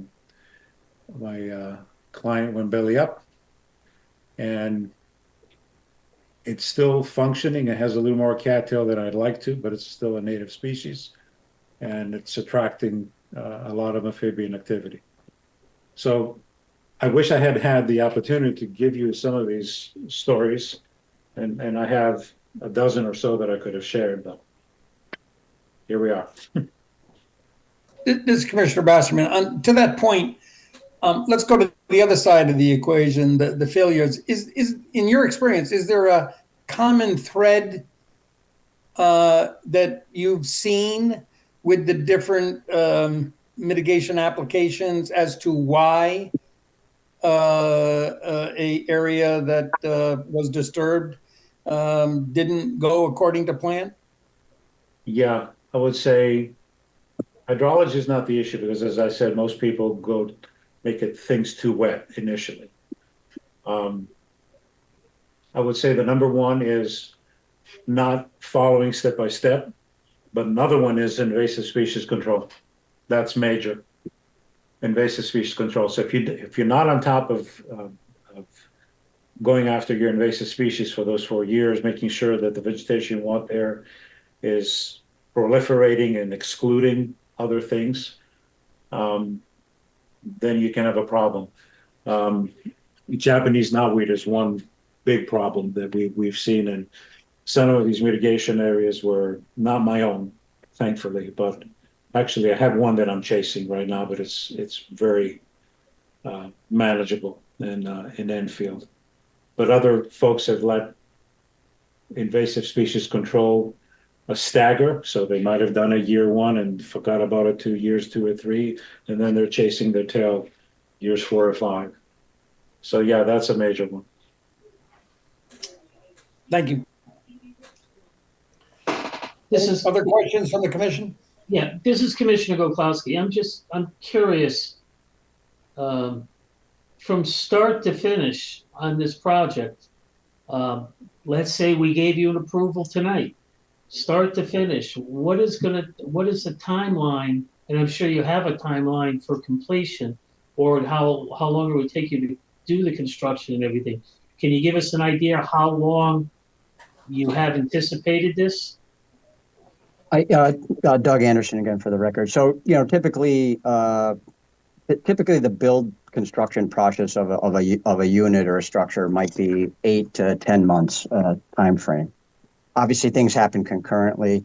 You're also, market is a factor there as far as absorption and how many units. But I would say a project like this, by the time you start, you have a pretty substantial amount of time to get the site to grade and be able to start a building, and utilities and things of that nature, structures up, enough work and pavement done to be able to have a certificate of occupancy issued. I'm going to say for a project of this size, probably from the day you start to the day it ends, 3 to 3.5 years is my guess. For the last unit sold, punch list, as built, things of that nature. Probably is a realistic time frame. I mean, can it be done quicker? Sure, it could be done quicker. It's really a function of the market and how quick the units sell. It is a for sale product, so it's not a build and rent where you typically would, probably shorten that timeline by a year and a half or so. So they're not planning to. They're going to be doing this in phases. I'm under. This is the impression that you're giving us. Yeah. So basically, as a developer that building this out and marketing this, we want to build a building in an area that's going to be, less disruptive for the first occupants that move in. So, and most likely we would build a building as a model park to have, multiple units for people to show. So in looking at that, the way we're initially looking at that, building 3 would probably be considered our model park, and we would build that initially, and then move into buildings 1 and 2, and then building 4, and then 5, 6, and work our way up into the project. So, and as far as the site work goes, Zach sort of explained that, but more or less the initial site work will entail the building 1, 2, 3, and 4 area, getting that to grade, getting the utilities and infrastructure into that. And once that's underway, then the second major phase, which would be buildings, 5, 6, and 7, would be the second half of that. And that's where, the earthwork will happen. And there's crossover, so that work will occur. The early part of that work will occur while the buildings 1 through 4 are being constructed, because obviously they take time to build, and you really can't start a building until you put the road system in and the utilities and so forth. So that's kind of how we would envision that. But it's that 1 through 4 initially to be built out and occupied, and then the 5 through 7 to kind of clean up the rest of the project. Jamie Frederick in the Wetland Agent. Just to clarify, it sounded like you said you would start with building 3, which isn't until phase 4. So would it be correct to assume at that point that you would be doing all of the grading, utility, roadway, driveway type work per these phases, but that you might not actually construct buildings 1 and 2 until until after you're constructing building 3? Or Yeah, I think like again, when you talk about the phasing of the site work, because the site is very compact and tight, there, the way Zach has articulated is exactly how we would do it. However, those phases would happen kind of independently of the building construction, because at the end of the day, we really need to get buildings 1 and 2, that grade excavated to subgrade. And in doing so, building uh, 3 and 4 area, that obviously comes up to grade, creation of the detention basin, start to figure out the wetland connectivity and how we're going to make those connections, and how we're going to start to create those areas of restoration that I would foresee, kind of happening prior to even like those building 4 and build, going up and so forth. So, but again, that's again, when you get out in the field, you kind of work with the dynamics there of, okay, space, things of that nature, trying not to go back and have to rework areas. So when you work an area, you work it and you work your way out and into the next area and so forth. So the project is bifurcated pretty good to be able to do that. So with respect to the building aspect of it, that would be sort of happening after a number of the phases of the site work have been completed or done, if that makes so the sense. site work would be constructed per the phases, but you might be going back and building the buildings later. Into the phases that were already completed site work wise. But And the those whole key phases, would be not to go in there and we need to work that area, that first area, to get the grading and get the cuts and fills and get the site balanced and to subgrade and grade and utilities and so forth. So that kind of quadrant of buildings 1, 2, 4, 3, and the detention basin, that's all your initial. Most of that work is done before you're really putting foundations in. so would your intent be to seed, say you don't build buildings 1 and 2 during phase 3, would you seed, wait. Oh, that's right. Would you seed that area or do something to stabilize that area while you're moving on to other? Yeah, so I would say that, in how we would ideally like to do that is, I mean, we'll obviously pre-sell units. Now, if we, let's just say we have more demand than we need, and we may not even build a model park if there's enough people that we would just build out. So we would start with building 1, 2, 3, 4, and then out the door that way. So, any areas that would be opened up, we would clearly stabilize, and obviously, water containment, soil and erosion controls, things of that nature. But as far as like seeding an area where a building would go, I would only say if that wasn't going to happen for 6 months or something like that. If that area is going to be opened up and construction started, that's going to all be kind of managed through the normal S&E process and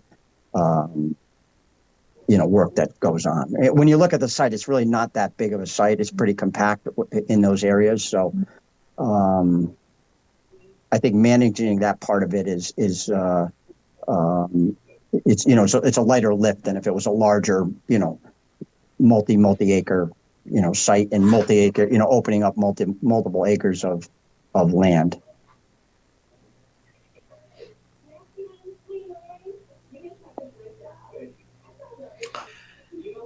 This is Commissioner Wasserman. Any other questions from the commission or staff? This is Commissioner Begemon, and I don't think we've, when we talk about prudent and feasible alternatives, I know one time I talked about moving a driveway or the road for 1 and 2 behind, and the reason not to do it was given that the neighbors would see the headlights of the cars. And then that got me to looking at the cuts and fills and the slopes that are being created. And I started looking in detail, and there are a lot of retaining walls in this project that we haven't talked about. And I know it's 841 right now. But it seems to me when you look at that 10 house unit development and you look at this one, that this development has a lot more cutting and filling and creating of steep slope than the 10 house unit one. And I understand that each individual of the houses is a smaller block than this. But, for instance, in the Northeast, you see that contour that what would have been with not that much slope. And then you see the contour coming from that Northeast corner going down steeply to the back of those houses. And no swales, no talking. Wait, are you talking about building 1 or building 2? Is that area? Yeah. Yeah. So that obviously slopes up to those houses, right? So those buildings sit. So I'll go back to your point. We initially had looked at putting those buildings flip-flopping and putting the driveway like we talked about.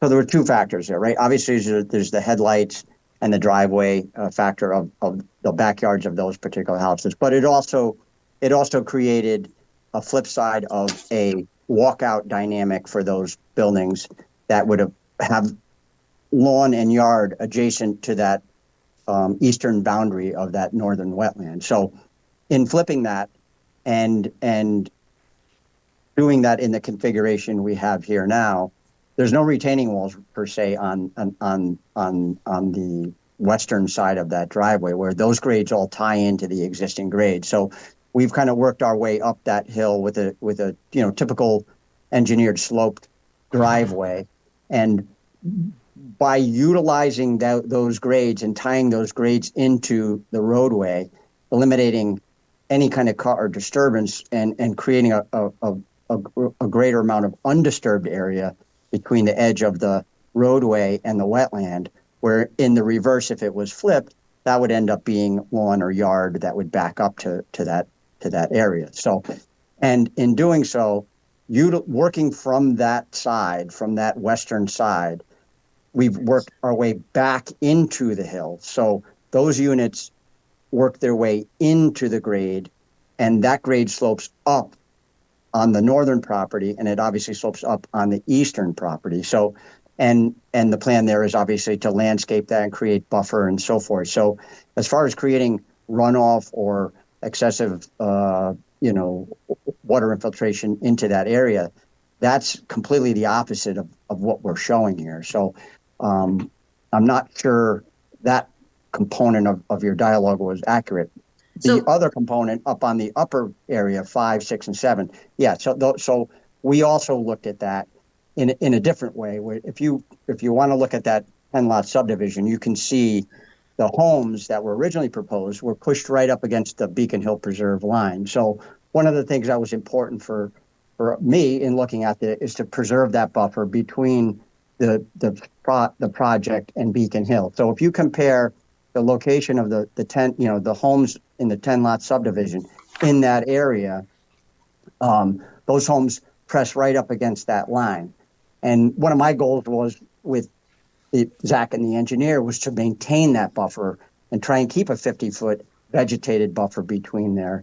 And what that has done is caused us to lower those buildings and create more of a retaining wall, so we don't have to disturb west into the Beacon Hill property, and we can tuck those buildings into the slope and the grade, and also lower that road so we can minimize the slope back down to the southern wetland and, minimize the cut and fill on the wetland side, utilizing the retaining walls along the back of building 5, 6, and 7, which we feel we could do in a manner that's going to be aesthetically pleasing. They can be planted, and we've left some area up at the top where that could be revegetated and go back to original vegetation. So that's the whole theory behind this plan, and the compared to the original subdivision plan, while trying to utilize the same infrastructure, road system, detention basin, encroachments, and things of that nature. So that's kind of our position and our take on how we are presenting this plan. So this is Commissioner Begman. So the 8-foot retaining walls, which are on behind 5, 6, and 7, maybe we can talk about them at some point. They may be straight vertical up. I don't know. What I was talking about in terms of the northeast section was the very far corner where it goes from 118 feet or so down to that cut right where Jamie's cursor just went. There was a much more gradual slope, and now it's going to be a much steeper slope in that corner and on that whole side to the right of building 1. And it just seems to me like there could be some design elements. I mean, if that is regulation, we can approve. No. Yeah, again, If- so Doug, this is we're working with the grade. So we could have brought that grade up, made that cut less, but that would require a fill on the western side towards the Wetlands. the northern wetland. So we felt a prudent way to do that, and it also brought the buildings down, got them out of the backyard of the houses along Rose Hill, and then able to plant that with trees, different species that will revegetate that, and that slope will now become, a vegetated slope that will kind of marry into the existing grade. But Zach, maybe you can opine in a little bit better on that. Yeah, Zach Georgian and Giuliano Associates. I want to make something abundantly clear. Branford does not allow for traditional steep slopes.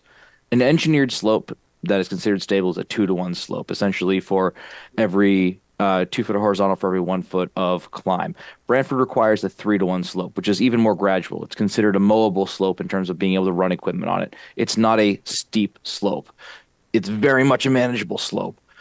In terms of this, and I know you've got a smart eye or a keen eye there. You picked up on that. There's a retaining wall there that is underneath a 3 foot. I believe it is a 2.5 foot. Essentially, it's just to allow for that sidewalk.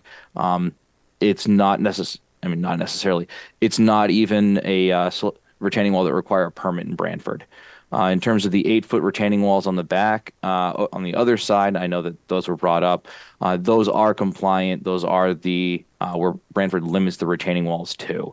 Most likely, when we're back there, we'll probably be hitting at that level of cut trap rock or ledge. In which case, Branford allows going 5 foot vertical for 1 foot horizontal is considered a safe and stable rock face in Branford.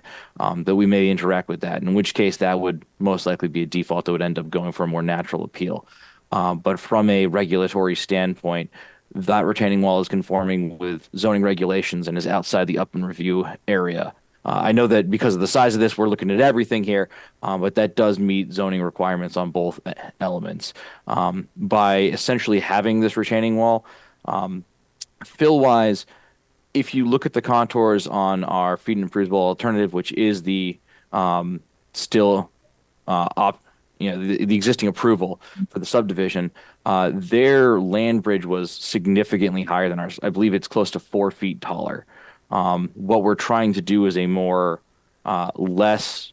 creating a less fill that we're building up, and obviously which would have a resulting spread with Branford now requiring those 3-to-1 slopes. So what we're trying to do here is maintaining what was, and I know that some commissioners don't want to hear, but maintaining the existing approval and coming up with a more not only economically feasible but less environmentally impactful design.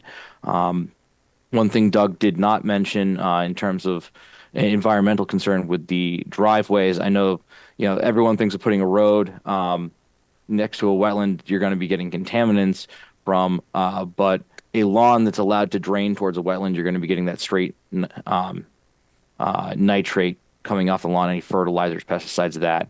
By having a curbed road, stormwater hitting that road is literally going to be directed contained by the roadway, into the catch basin system through treatment and into the stormwater detention, rather than having that lawn flow off towards any wetlands. So that was an additional design element from my office when looking at this, was by having that road there, we're not having that lawn interaction being allowed to go into the northern wetland or the southern wetland for that matter, and minimizing it to really only building 3 in any lawned area beyond the pickleball court and such that is currently in that field brush, and some of it's actually lawn being maintained by some of our neighbors currently, as we get up closer to the road and right away. This is Commissioner Begman. I have more questions. Yep. Does anyone other commissioner have a question before I ask?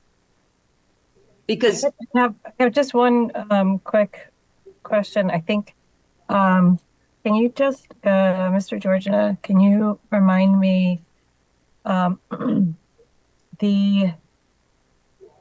where the current sewer system ends, the length that's being proposed to be added in this, and how many houses beyond the application would be eligible to hook up? That I don't have that answer for you. I was not expecting to be reviewing the plans that the sewer department had already gone through with a length to this property from where it currently ends. Yeah, I mean, I can help out there a little bit. So, and I don't need an exact number, like to the foot. I'm just curious as a general, roughly how long are you adding, and then approximately how many houses would be eligible beyond this application? So the sewer manhole, the last sewer manhole on Rose Hill ends up at the intersection of Pinsky Drive and Rose Hill Road.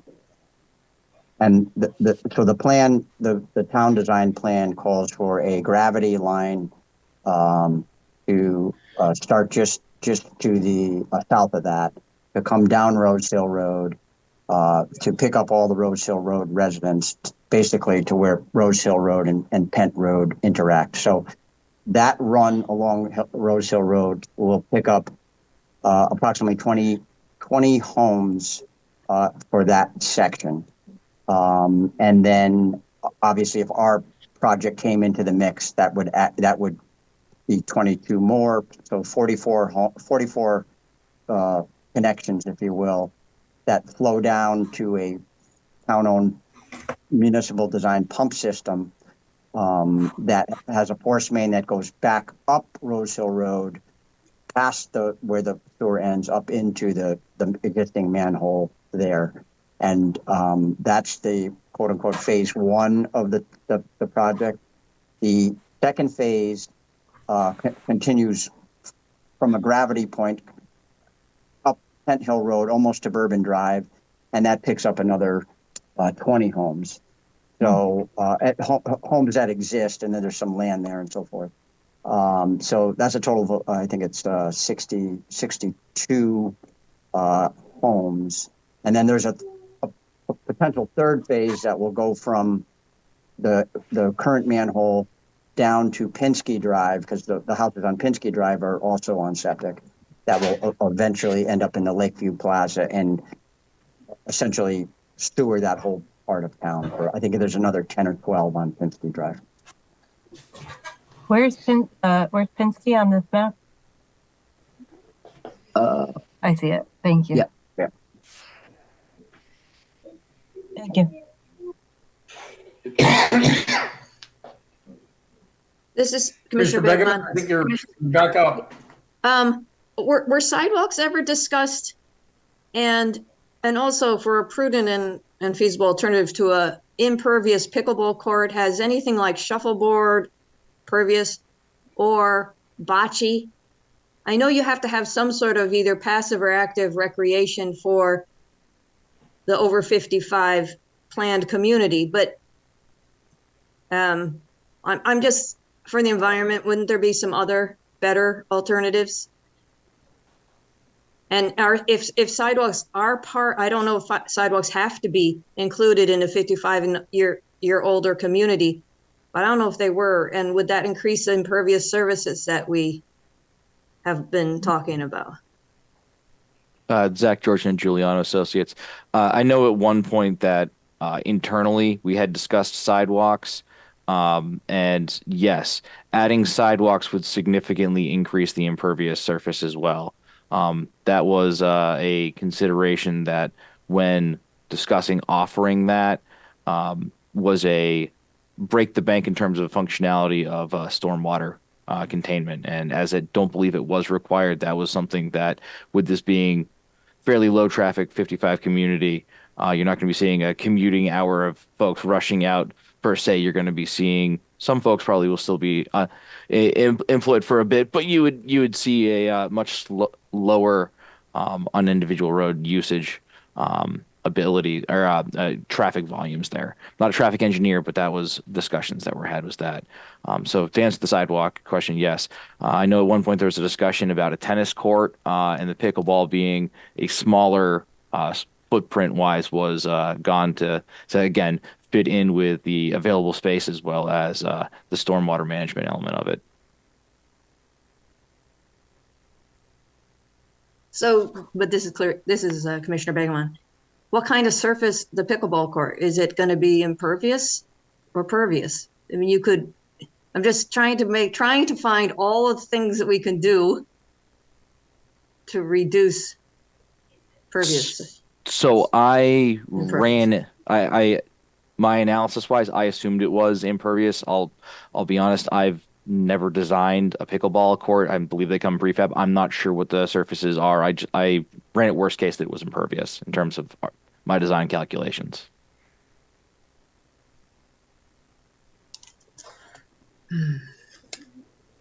And just for clarification of the prudent and feasible alternative that was rejected, which was the two big buildings of 54 units. Given that this is my understanding, I want to make sure this is right, that this is R4, which means you're not supposed to have too dense a population, and that even though financially 54 units would be okay, the developer thought that that density and that type of building wouldn't be acceptable by the town or something like that. And I want to ask Jamie or the commission, is that how we decide? Obviously you can't do it. I think the 55 and older community can only be 4 units or something like that. There are these regulations, but I want to make sure that we're thinking about those two buildings, and because the developer talked about that would be financially possible, but to develop it with those two big buildings of 54 units, but it wouldn't pass zoning.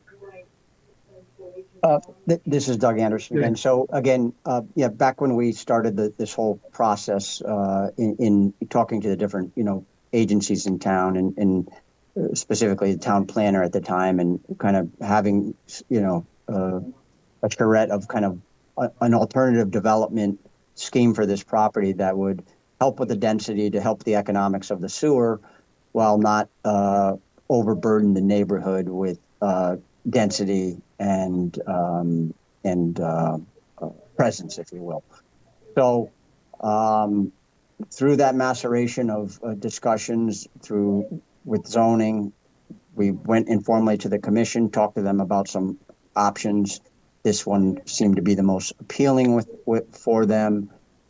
This one we would be falling under what's called the age restricted housing regulation, 7.2, I think it is, and 55 and older.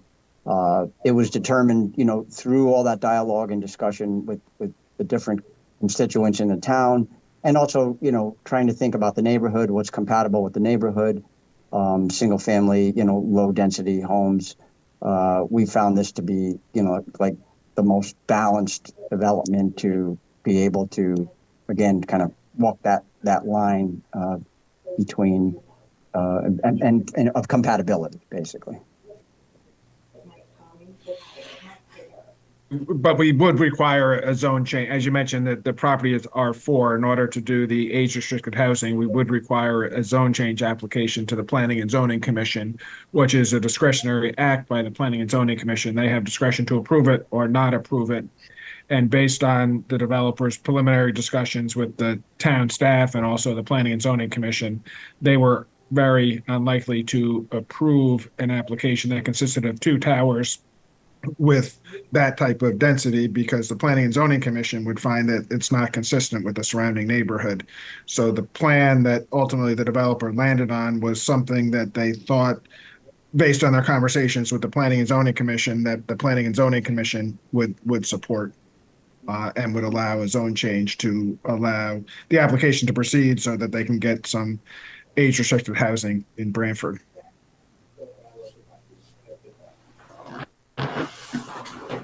Amy Frederick and the Wetland Agent. So I certainly think, whether something is permittable in a zone speaks to its whether it is feasible to implement.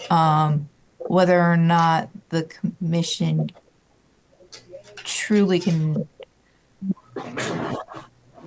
The Inland Wetland Commission can obviously only consider it relative to the impacts of wetlands and watercourses. Of course, the Inland Wetland Commission is not going to determine whether or not it's ultimately comply with planning and zoning or acceptable or permittable, in line with the neighborhood. So I think listening to some of the logic being presented is in review and relying on that testimony is reasonable. And of course, if for whatever reason planning and zoning were to deem to not approve it for whatever reason, or approve it revised, then any revisions would have to come back for review by the Inland Wetlands and Watercourses Agency.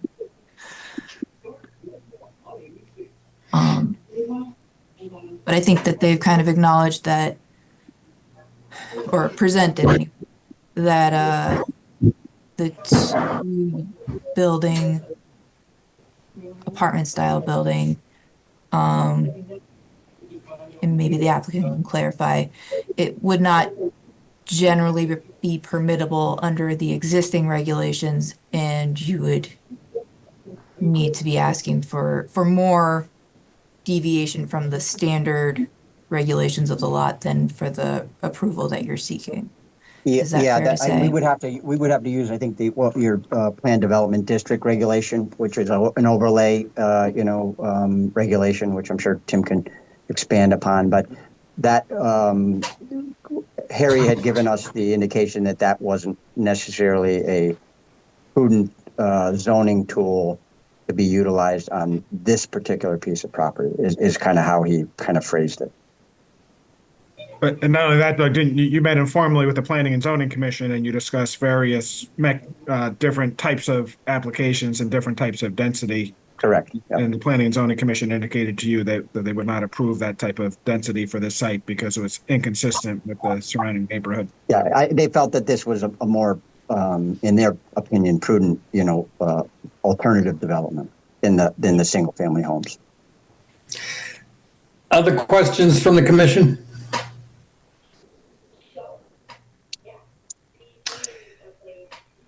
Do we have members of the public that would like to make comment while we're still active in the public hearing? If so, I request you raise your hand so we can try and call on you in an orderly fashion. Looks like we have one hand raised. Perry Maresca. I see 2. I'll let you call them out, Peter. Yeah. Perry, why don't you take the floor? Okay. All right. Thank you. Perry Maresca, Economic and Business Development Manager for the town of Branford. I'll put my face on for the benefit of those that don't know me. As part of my activities, housing concerns within the town often get coupled with businesses' needs or concerns. Some way, somehow, people living in town have an effect on business, whether it be for employees of companies in town or as customers to patron businesses in town. Housing is a factor. David Fink is a housing policy consultant with the state of Connecticut's South Central Regional Council of Governments. He was a guest speaker at yesterday's Economic Development Commission meeting. One of his key points was the need for housing, be it apartments, single family, or affordable housing. His data shows that from 2019 to 2023, home prices have risen 60%, and 2024 is estimated an additional 10%, if not more. The state of Connecticut saw an increase in population, while all its neighboring states saw reductions. Simple supply and demand. One point in particular was concerning the lack of available housing for the aging population that wishes to remain in the town in which they raise their families. Unfortunately, the dramatic increase in the cost of land has resulted in fewer and fewer developers building small residences. Branford is most definitely in that same position.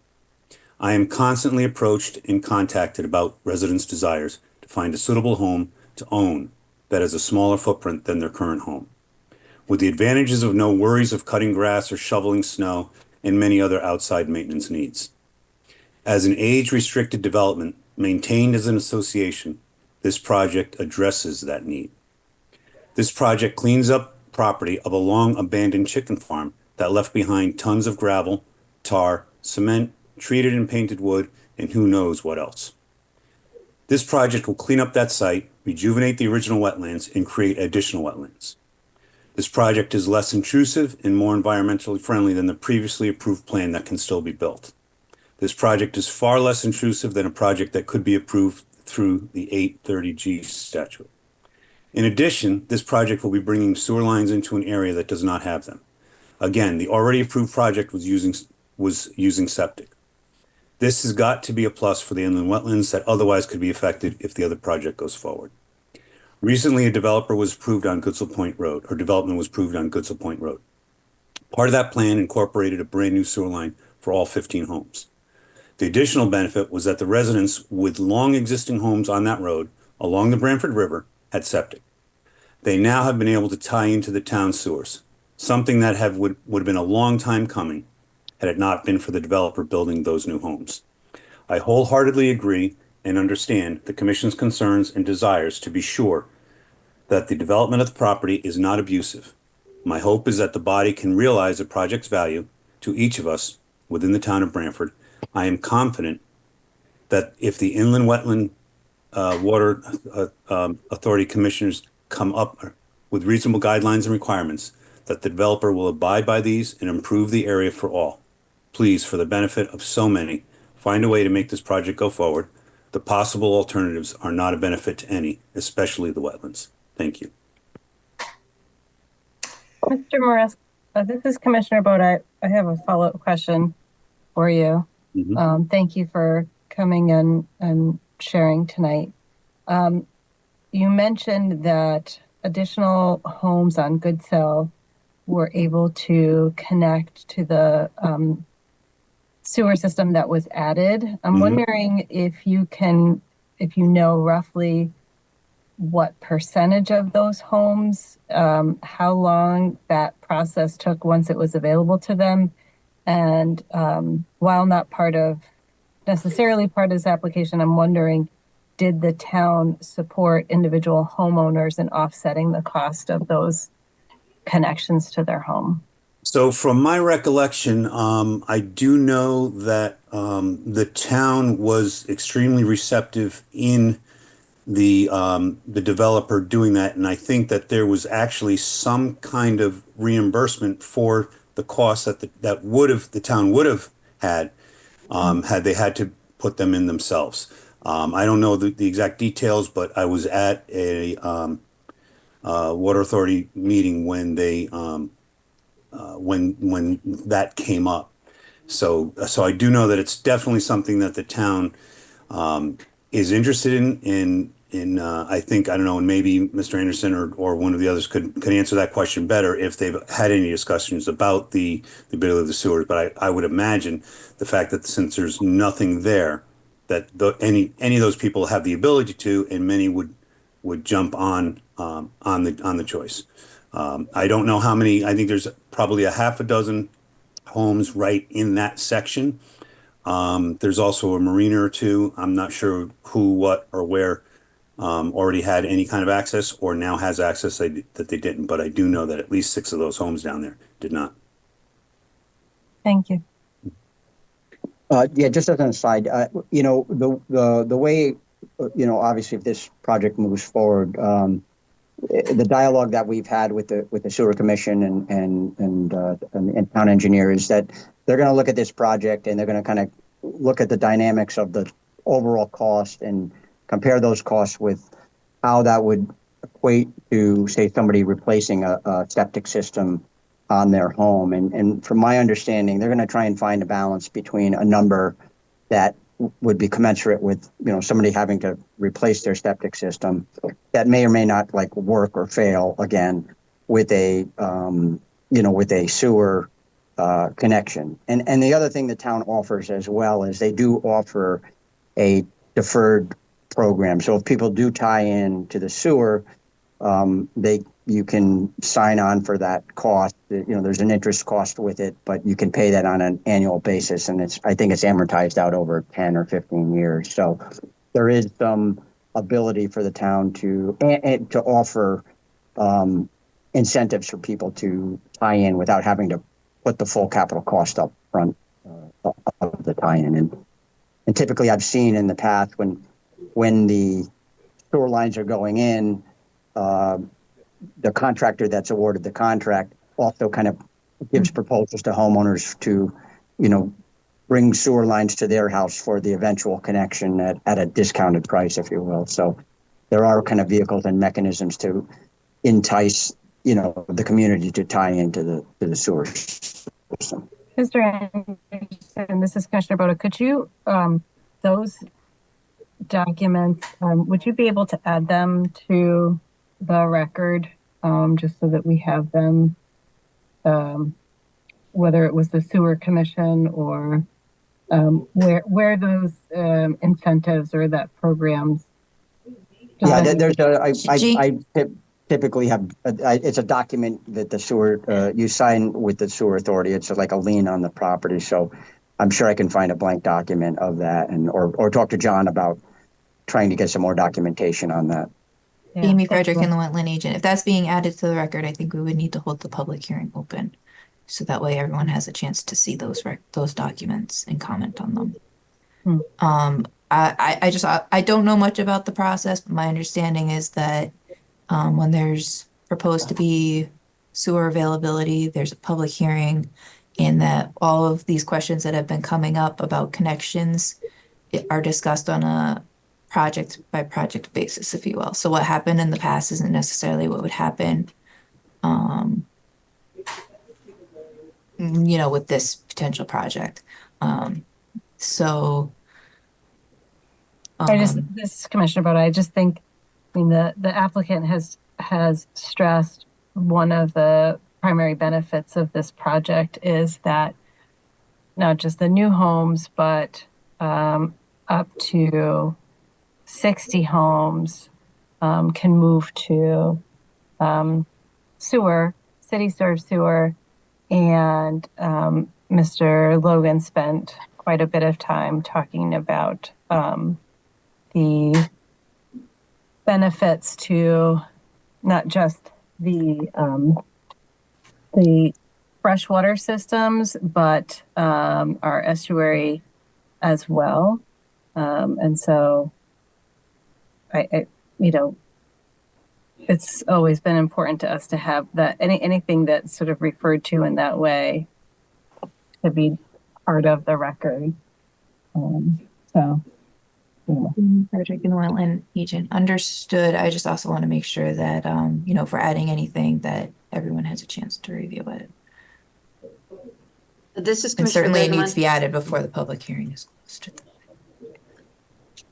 This is Commissioner Bergman. I had meant to ask earlier, and Mr. Maresca brought up this affordable and also the downsizing. And I forgot to ask, what is the size of these units, the square footage of the living space And what is the market target for price? So yeah, I also added to the exhibit list. Let me see, that's 57, I think. 59. 59. Those are some renderings and floor plans of the units that we've kind of designed this project around. So there's more or less two types of units. There's a end unit and then there's middle units. And the units, there's some like we have some sunrooms on the back which can or can't be put on if say somebody didn't want that. So the base unit is generally around 1,800 square feet. And the middle unit's a little bit bigger. It's I think closer to 2,000 square feet. They're all 2-bedroom, 2.5 bath units. And each there's obviously there's a 3-unit and a 4-unit building, which if you keep scrolling down there, you'll see those as well. So as far as anticipated unit sale price, that our whole goal in the beginning was to try and create a unit that fit that market, that was affordable,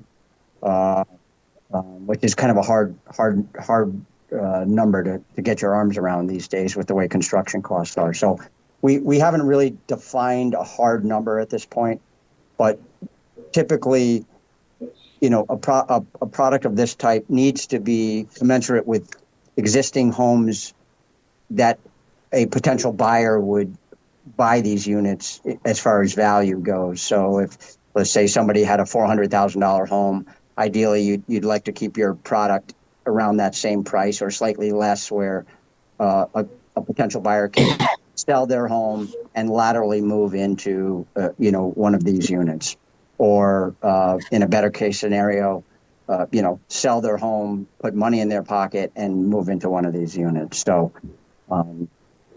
as far as a final number yet, that'll somewhat be market driven. This is not a affordable project, and that was one of the things that we kind of steered away from an 832G when looking at the higher density because of the typical contentious nature of those. So again, we tried to find a balance of something that's going to sell and be compatible with people that want to stay in town. And Commissioner Begeman, is 1,800 to 2,000 square feet typical? That seems large for a 55-year-old. Actually, we completed a project a couple of years ago in Orange, active adult community, and those units generally were closer to 2,100 to 2,300 square foot on average, some larger. But when you look at these floor plans, when we design a unit, we're always cognizant of square footage because every square foot costs money. So what we try and do is get as tight a unit and home as we can square footage wise, but not sacrificing functional room dimensions and layout. So if you look at those units, they are what I would consider functional but not overly excessive sizes as far as square footage and dimensions. So what we found is in designing these units, trying to meet all those milestones and have a good functional unit that's livable and functional, specifically for somebody that's coming out of a larger home. I would love to be 1,500 square feet just because it just is less money to build, but functionally, the unit layout and configuration just doesn't work as practically as where we are here.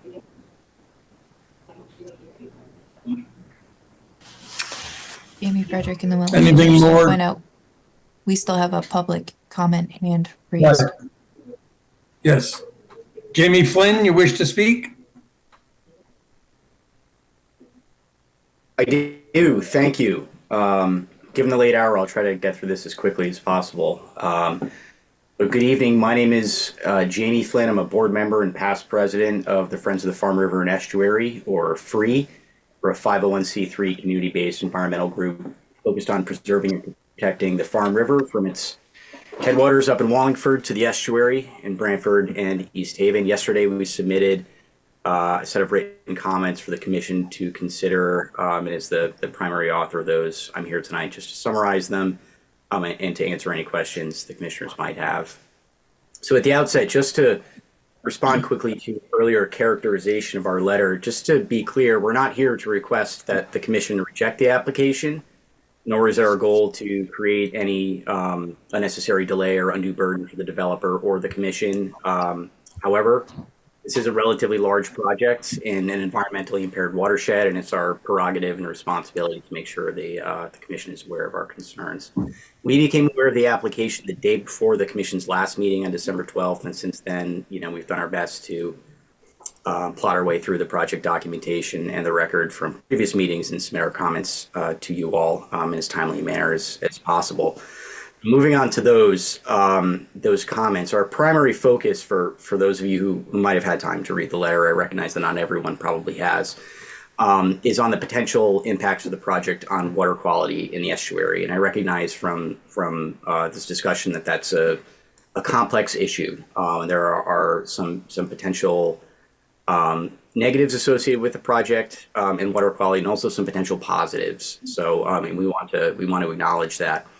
But as discussed at some length in our letter, we have many years of data collected by our group and others. There's currently sampling going on, I'm aware of, by the USGS, demonstrating that the estuary suffers from several severe and persistent water quality impairments, including very low dissolved oxygen, at times hypoxic levels, resulting in die-offs and things, high turbidity and excessive macrophyte growth, macrophyte being those, you can think of sort of large algae, those green sheets of seaweed that kind of cover the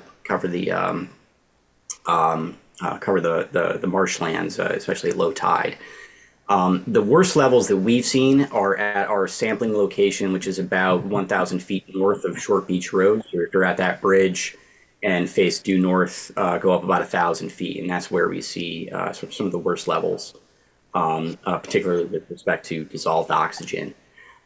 This is a direct result, as you know, from pollution from fertilizers, leaky septic systems, and other sources. And as a consequence, the estuary has been ranked year after year among the most impaired embayments in the state. And DEEP has designated it as not supporting habitat for fish and other aquatic life and wildlife, both in 2020 and in 2022. And so this context, I just wanted to provide that, this is the context in which our letter attempts to offer some specific comments and questions about the proposal based on our review of the documentation. And so I'll just briefly summarize those. First, we do think that the standards in DEEP's 2024 Stormwater Quality Manual should apply to the project. I think our reading of the applicable language in the manual is that projects that haven't been permitted by October 1st of last year must comply with its requirements, including its focus on low impact development strategies. That said, I did see and do acknowledge an email in the file from DEEP engineer opining that because the preliminary design phase was completed prior to the March 30th, 2024 effective date of the new manual, and coupled with the fact that the most recent application here was submitted to the commission on September 11th, which was less than 1 year from the September 30th, 2023 publication date of the manual, that therefore the old manual and not the updated manual applies. So I'm still not sure we agree with the reading of that operative language, but we do acknowledge that DEEP here is the permitting authority with respect to those issues, and that they have stated that the old manual applies.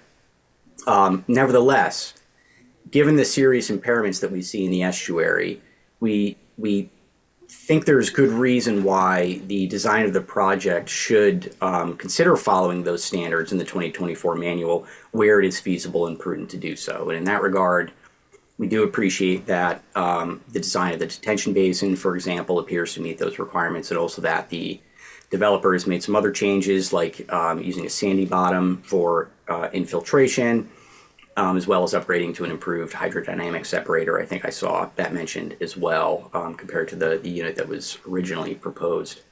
We are not experts in the design of these types of systems, but some examples of low impact development strategies that we pulled from the new manual that kind of jumped out at us is at least worthy of being mentioned here is possibilities. Might include, additional buffering from critical resources, reducing the amount of impervious surface, whether that's by just reducing those surface areas or using pervious pavements and materials, minimizing grassy areas in favor of vegetation that may not need fertilizer, eliminating cul-de-sacs in favor of T-shaped turnarounds, the use of green infrastructure like bioswales rather than an extensive network of catch basins, pre-treating or filtering stormwater to remove nitrogen, and in some cases they suggest reusing stormwater as well for activities like watering vegetation. Again, we're not the experts, and we're not necessarily advocating for any particular strategy to be incorporated into the design, but we did think the commission might benefit from some opinion, some further thought from the experts, including the developer, if appropriate, the peer reviewers or the town engineer, or others, perhaps commissioners with experience in these matters on whether it would be feasible and prudent to incorporate any of these or any other low impact development strategies into the project design. There's been a lot of discussion tonight, and I think in the previous meeting as well, about connecting the public sewer line and the potential opportunities that might provide for other homeowners in the area to switch from their septic systems to public sewer. Of course, we would absolutely support connecting the private homes on Rose Hill Road to the public sewer system. It's just unclear to us at this stage, and I think we heard a little bit more tonight that that was helpful. But at present, based on the information in the record, it was unclear to us, whether any of these folks have expressed interest in connecting, and similarly, some of the questions that you all have asked tonight about, whether the town might require connections, whether the town might be willing to contribute some funding towards making these connections happen. All of that said, though, if there is a realistic opportunity to get these homes transferred to public sewer, that would be a good thing. So a few other thoughts here. We also asked in our comments whether it would be possible and prudent to impose some type of permanent restrictions in the conveyance documents on the types of nitrogen-based fertilizers, herbicides, pesticides, road treatments that could be used on the property in perpetuity. The best strategy, might be to limit the total area covered by lawns and roads, but there are some landscaping products out there, sometimes referred to as environmentally friendly fertilizers, for example, that might have reduced nitrogen levels or that are made with a coating to prevent runoff from having serious water quality impacts.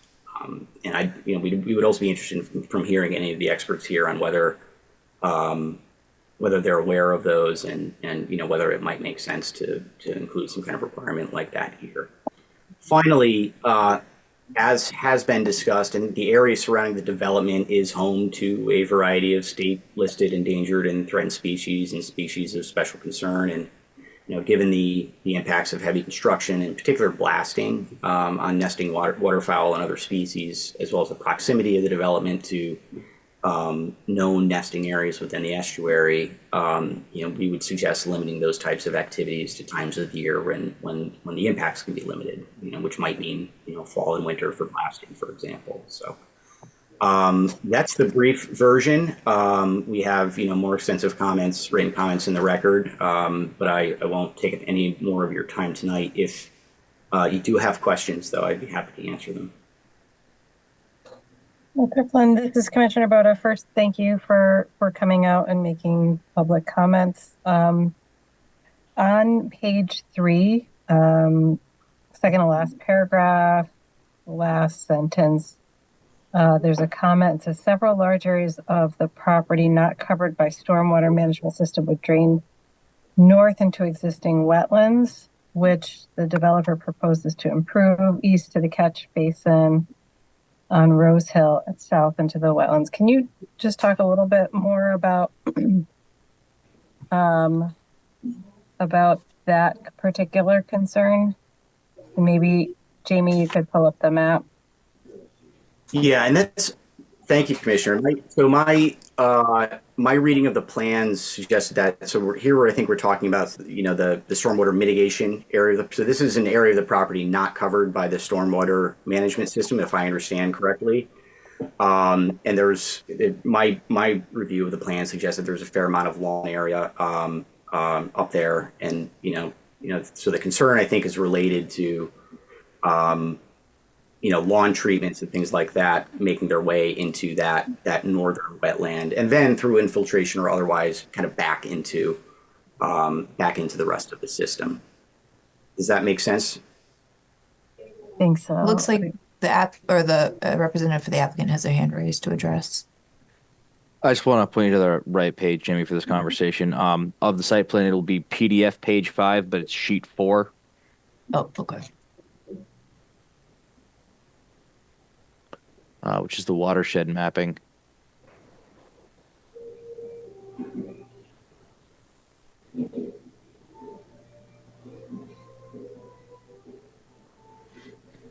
So on this, just if you can zoom out a hair, Jamie.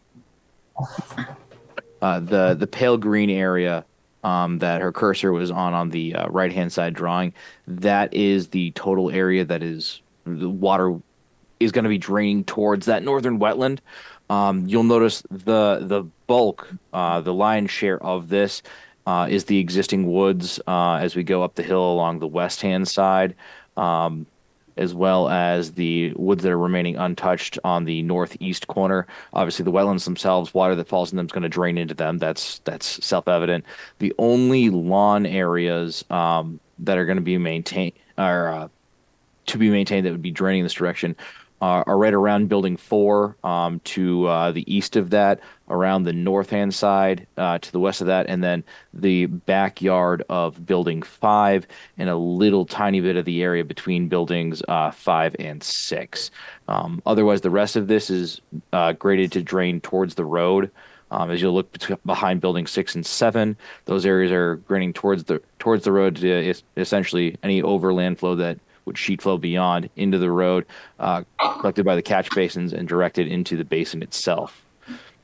The area, if we scroll up a hair, Jamie, in front of buildings 1 and 2, this area, the area where you see the couple of trees to the left side of the road, this is what we're proposing to remain in. That's currently brush, but part of the removal of invasives, and then to be planted with that New England field grass mix, and then allowed to return back to brush. That's not going to be an area that's going to be fertilized and maintained. That's going to be remaining a natural buffer in that area. Literally right where your cursor is, Jamie.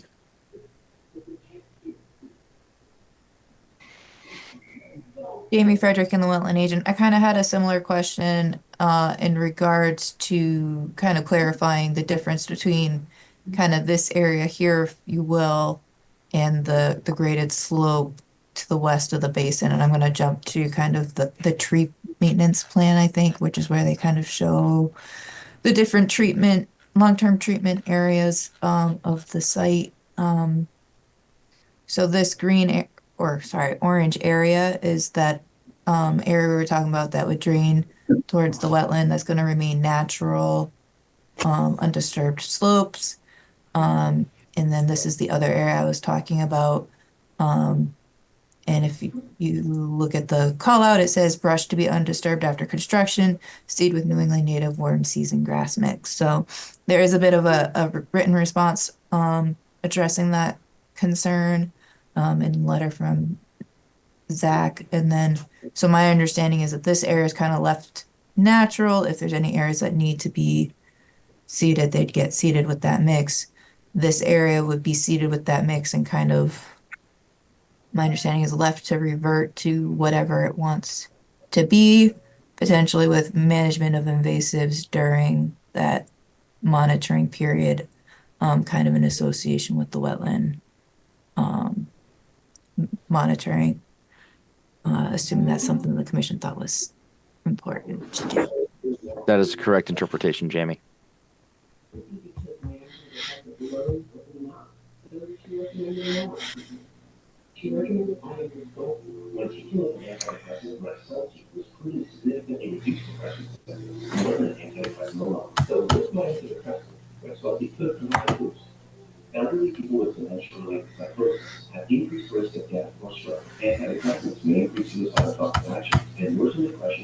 This is Commissioner Begeman. With the suggestion of turning a cul-de-sac into a T, is that possible on this plan? We have the cul-de-sac because of the fire truck had to have enough, like, that the road between 5 to 7 was too long for the fire truck to back out. So the fire truck had to be able to go around a cul-de-sac. Is there a way to reduce the impervious surface there? So, Zach George, can you hear me? I'm not lighting up my little green box. Can hear you. Okay, fantastic. Zach George and Giuliano Associates.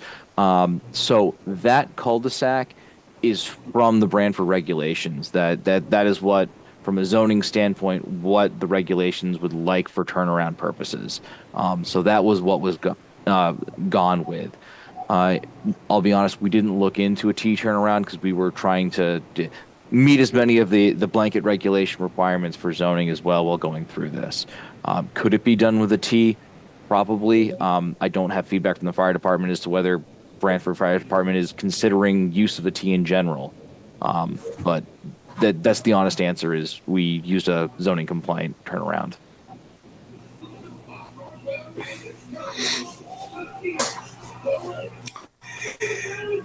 This is Commissioner Bassman. Any other questions for Mr. Flynn?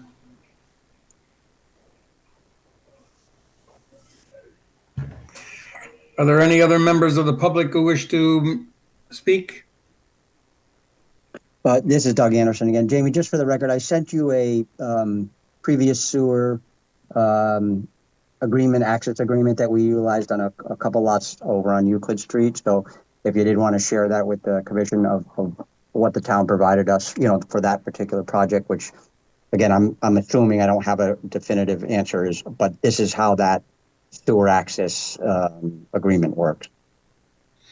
Mr. Anderson, this is Commissioner Boda. Is there in this process any either outreach or education that happens to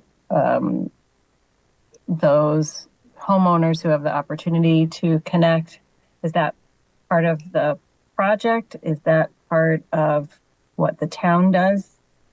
How do people know that they may have the opportunity to connect, and two, that maybe there's either a discounted rate or a subsidized subsidy offered by the town? Yeah. So from my understanding, basically, assuming we get through this process and we get through the zoning process, then the next process is that the WPCA has to create a sewer district for this area. And that involves, from my understanding, public hearings, input from the neighborhood groups and things of that nature. So there is a whole process that happens with respect to that. And from my understanding is that, the town will kind of, again, weigh all these costs, and those costs are estimates, right? So they could come lower, they could come higher. That was their, most recent estimate as of, I think, a couple weeks ago. So I do believe there's a pretty thorough process of making the public aware of this and incentivizing the fee and the ability for people to connect, obviously because of the investment that the town is making in the infrastructure. Obviously they want to get that, money back as best they can within the parameters of what the WPCA feels is a kind of a appropriate tie-in charge. So in the document I sent to Jamie, the typical Branford tie-in charge for existing, sewers that were installed many years ago is $6,000. There are different sewer districts where those numbers, are greater, which obviously this would be. But in that document, it's basically, there's a very simple document. There's an acknowledgement of the tie-in fee. And then if you don't pay that up, you can pay it up front and, not owe the town any money, or they basically take whatever that fee is. You sign a one-page document. They charge 10% interest. They come up with what the annual fee is, and it's that fee for 15 years. So Jamie should have a copy of that on her email. Amy Frederick in the Wetland Agent. I can screen share this agreement. My understanding is again that this is a very much case by case basis, that there would be a public hearing process involved with the project. If the commission feels it's important and or relevant, you can request the applicant perhaps consent to an extension, and I can ask the town engineer if there's any more information he can weigh in on the process. Of course, that process hasn't happened, so he can't tell you what the result of the process will be. This is Commissioner Boda. I don't think that step is necessary. I think, again, the applicant has reiterated, and we've had quite a bit of testimony about the implementation of sewers and why that would offset filling of a wetland. And so I think just having this little bit of additional information as to that process, as that's not one that I recall us being in front of us. So it's just been educational. Jamie Frederick in the Wetland Agent. So I think this example probably lays out like kind of the main points. I don't know the specifics of this agreement. I do know that there's a sewer access charge for any undeveloped property when it's connecting to sewers. So I'm not sure how this relates to the specifics that would be to this project or sewer district. But I do think kind of the outline of criteria here might be comparable. I don't know if that makes sense, but I guess I just want to make sure everyone doesn't see the $6,000 and say, "Oh, that's the price it's going to be." Because and that's definitely I think not it's the a number, little bit so. apples and oranges. It's not the number. But I think that The process. yeah.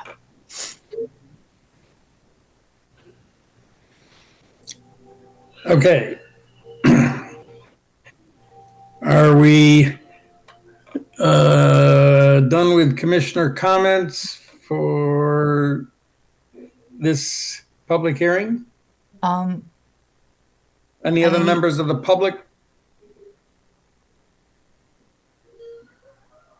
I don't see any hand raised. So I believe all of the commissioners and the applicant have the latest exhibit list. I made sure just before the beginning of the meeting that I had the latest exhibit list in the Dropbox that is linked to on the agenda. Certainly, after public comment, we're going to want to let the applicant speak again, but I don't know if the commissioners want to take a quick look at that exhibit list to help prompt whether you have any additional questions or concerns that you want to raise. This is Commissioner Bassett, but just for clarification, this is the list that ends with number 63? Good question. Yes, it is. Now 64. Now 64. Now 65 actually. So 64 will be the screenshots that George Logan shared, and 65 will be the sewer agreement example. This is Commissioner Boda. I want to just acknowledge I'm about to sign off as it is time. And I will make a comment as you all move into this next step. I would be fine with closing the public hearing. I don't have any additional questions. And then, yeah.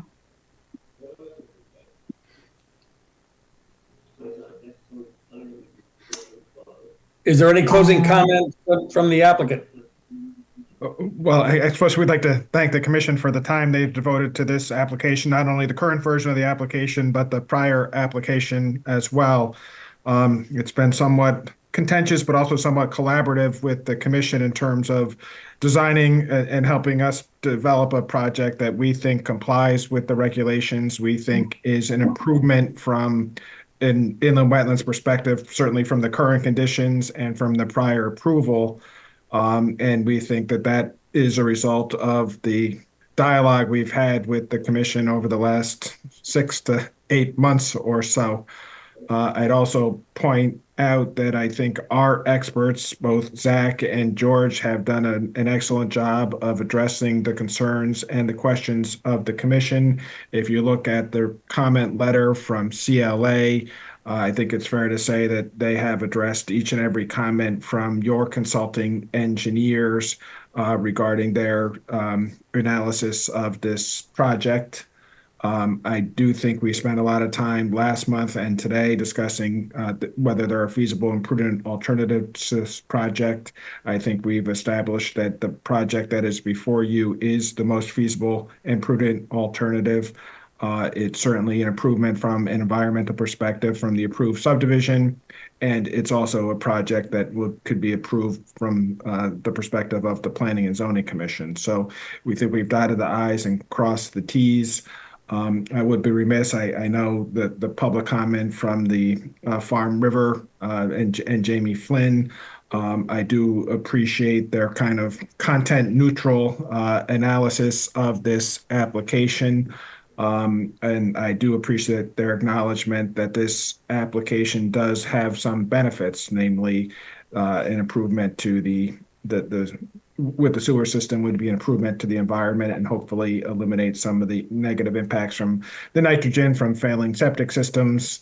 And certainly, I think we've spent a lot of time talking about the septic system. I hope, based on the testimony of our experts, Mr. Logan, the commission would find that the installation of a sewer system is a benefit not only for this particular project, but a potential benefit for the entire neighborhood, and that would result in a benefit to the inland wetlands as a whole and the watercourses as a whole. Certainly, we think we are asking that you approve this application. We think that it deserves to be approved, and if there's any more questions before we sign off, we're happy to try to answer those questions. Jamie Frederick, Inland Wetland Agent, just a quick reminder for all the commissioners. Once the public hearing is closed, you can't go back and ask the applicant any questions. So make sure that you don't be shy. Got to note that Commissioner Boda is leaving. We do still have a quorum for the items. This is Commissioner Begeman. Jamie, you said you could put up the exhibit list. The only thing I would look through is the peer review and the last, just to, I know it's been said that they've met the questions, but I just wanted to look at this, the very end of it. Or yeah, this letter. Is this the part you're talking about? Yeah. Right, so this section regarding the previous comment 3132, the applicant has presented an alternatives. The commission can consider whether the applicant has provided sufficient detail. And then those questions below were the questions that they had asked earlier, right? Yeah. Yeah, that's the way I understood it. Yes. Yeah, so my understanding is that their comment in bold italics kind of applies to 31, 32, and 33. Right, and I took it to mean that we had presented evidence of feasible and prudent alternatives both last month and tonight. I'd send a letter discussing feasible and prudent alternatives, but ultimately it's up to the commission to determine and make that determination as part of their discussion of this application. That's kind of the way that I interpreted it as well. They were basically saying information has been provided and it's up to the commission to determine whether or not it's sufficient, you know, in your analysis of that prudent and feasible alternative presentation that's been provided. Certainly, if there's anything specific that you think is missing from that analysis, I think that's pertinent to share with the applicant.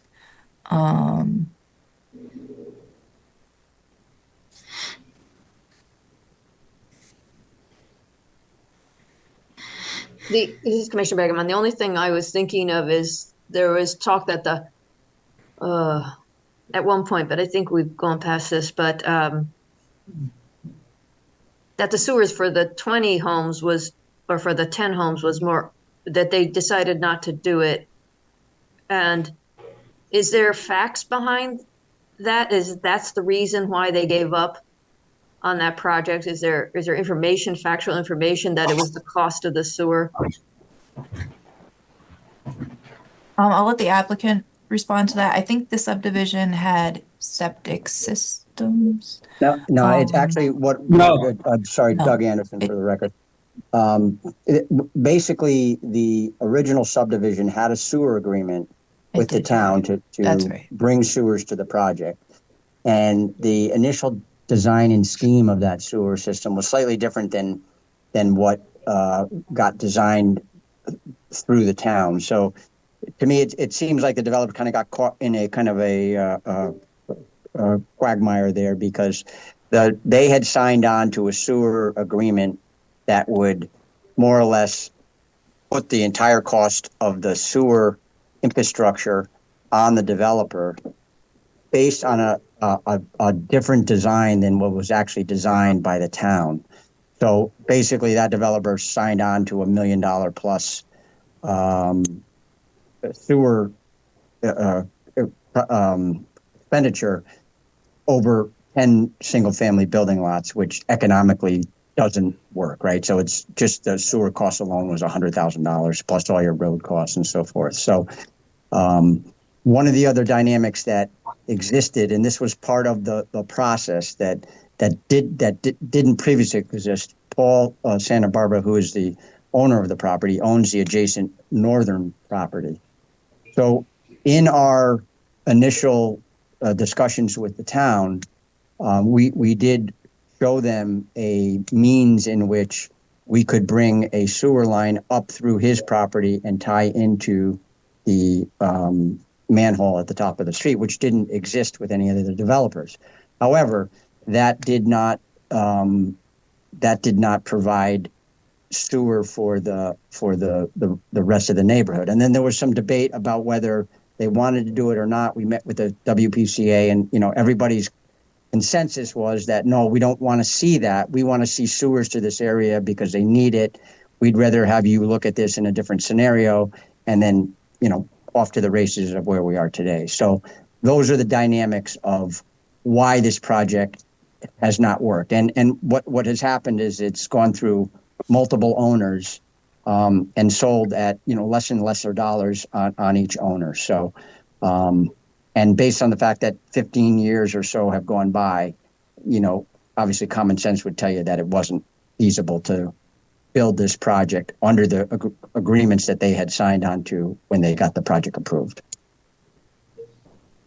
And Doug, just to confirm, during the course of the public hearings, we had discussed that 22 units is kind of the minimum you need in order to maintain the cost of the septic, to absorb the cost of the septic or the sewer system. And clearly, correct. 10 lot subdivision, you cannot absorb the cost of $1 million plus sewer investment, correct.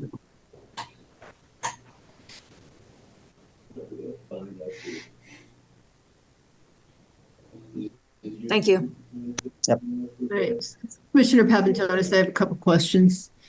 So, in other words, you're approved for 10 lot subdivision with sewers, but it's your position that it's not economically feasible. Correct. Yes. Okay. Yes.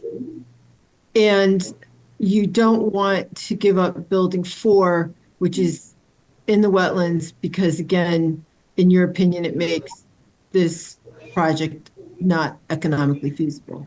That is correct. We do not want to give up building 4 because that would eliminate 2 units and that would make the project not economically feasible. We've also proposed wetland mitigation in consideration for that impact. And certainly when making the evaluation on building 4, we would ask the commission to consider not only the impact from the 10 lot subdivision, but also the fact or consider the quality of this particular wetland. We've had discussions, and George Logan opined about this. It's basically a low quality, low functioning wetland that's been disturbed. So based on all those factors, we're asking the commission to consider and allow us to keep building number 4. Okay, but Commissioner Papantonis again, Attorney Lee, this is it's still wetlands, right? And our regulations don't distinguish between the quality of the wetlands. I disagree. I think as a wetlands commission, you are allowed to consider the quality of wetlands in making your decision. As a matter of fact, I think early on, Jamie had passed out a pamphlet from the DEP, and the DEP's pamphlet did say that the commission could consider the quality of the wetlands when evaluating whether there's a feasible and prudent alternative. And I'll see if I can put my fingers on it right now. But yeah, I think you absolutely can consider the quality of a wetland. I think you would regulate a pristine, highly functioning wetland much differently than you would regulate a low quality, disturbed, non-functioning wetland. Jamie Frederick in the Wetland Agent. I do think that quality functions and services can be considered when considering wetland impacts and proposed restoration mitigation. I think the distinction to really keep in mind is just because it's maybe a low impact wetland doesn't mean that it's exempt from wetland regulation or that no mitigation needs to occur because it's low quality and what functions is it really providing. So I think it's a consideration. It's not the be all end all on either end. And it certainly, doesn't exempt it from needing to have considerations to offset any impacts. I certainly agree. Yeah, it's subject to the commission's regulations, and I certainly agree with that. And I did take out the Inland Wetlands Commissioner's Guide to Site Plan Review, and on page 11, it says when the commission's evaluating whether there's an impact to the wetlands, the commission can consider the impact of the wetland depends on two factors. One, the value of the wetland resources impacted, and two, the type and degree of the impact. So I do think that the commission is allowed to consider the quality of the wetlands when evaluating a particular impact.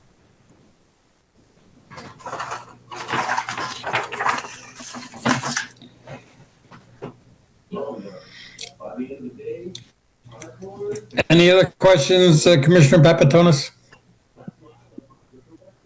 No. This is Commissioner Begman. I'm just going to ask one more time. Chair Basserman asked about moving Building 4. You can't split it and add one unit to one of the three and one unit to one of the other three. Is it just that the space won't allow for that if you made them, right? If you split Building 4 and added one unit to each of the 3-unit buildings? Zach Georgia and Giuliano Associates. So we did look at alternatives of the buildings in terms of spacing and different configurations. What we are required from zoning is to have a 30-foot building-to-building spacing. So in splitting these 2 units up and putting them elsewhere into other 4 building units, it ends up pushing what is currently labeled Building 5 much further to the north. Because we are really limited as we're coming up against setbacks and needing this cul-de-sac to the south. So it pushes these buildings further down, and we see essentially we end up impacting more of the northern wetland. The southwestern corner of it ends up becoming fill and pushing out. It changes the shape of the impact. It doesn't eliminate it. Thank you. Just needed to ask one more time. Yep.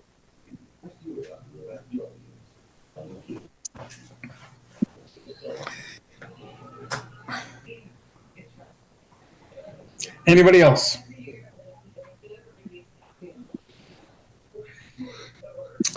This is Commissioner Basserman. Given the time frame and the fact that we have a number of items still to deal with, I guess at this point in time, as Commissioner Boda suggested before she retired for the evening, that we should close the public hearing tonight, and at the next regularly scheduled meeting of the commission in 2 weeks, take up the deliberations on application 240902. Jamie Frederick in the Wetland Agent. Hate to be a stickler here, but like I said, the commission has 35 days to make a determination. Oftentimes the commission wants to start deliberations, have staff draft something, and then review that document and make a final decision.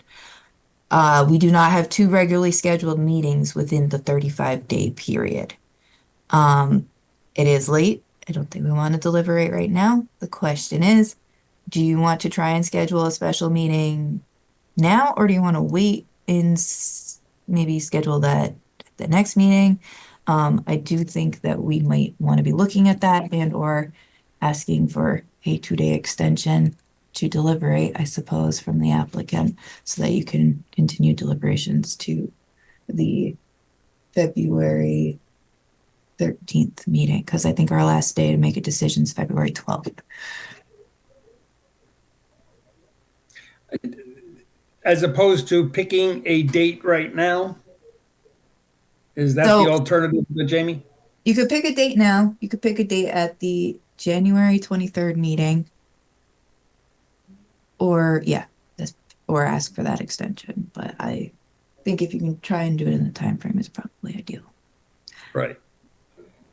So we could start deliberation on the 23rd, and I guess if we then would have a special meeting To review the document. to review and hopefully then be able to conclude within the time frame of the 35 days. Unless you wanted to be doing the bulk of deliberations at the special meeting where you don't have other business, then you would have to do the scheduling now. Commissioner Papantonis, I want to point out that February 11th is a state holiday. Not a federal holiday, a state holiday. I don't know if we can have a meeting that day. It would be tight to schedule. I can't even. No, so Right? Yeah. So we probably have to ask for an extension to the next meeting. Well, 1 minute. I'm getting confused here. If we can't get it done. Okay. on So continue deliberations to January 23rd. Right. Theoretically, we could potentially have a special meeting on January 30th or February 6th. So if you're comfortable with figuring it out on the 23rd, we can take that approach. I just want the commission to be aware for scheduling purposes that we may have to schedule a special meeting. This is Commissioner Bassman. My comment would be, given the amount of time that's already invested in this, I hate to be up against a date where we have little wiggle room. Why can't we just see if the 30th can be held open in the event that we make little progress on the 23rd, and we'll need the time on the 30th to stay within the guideline days.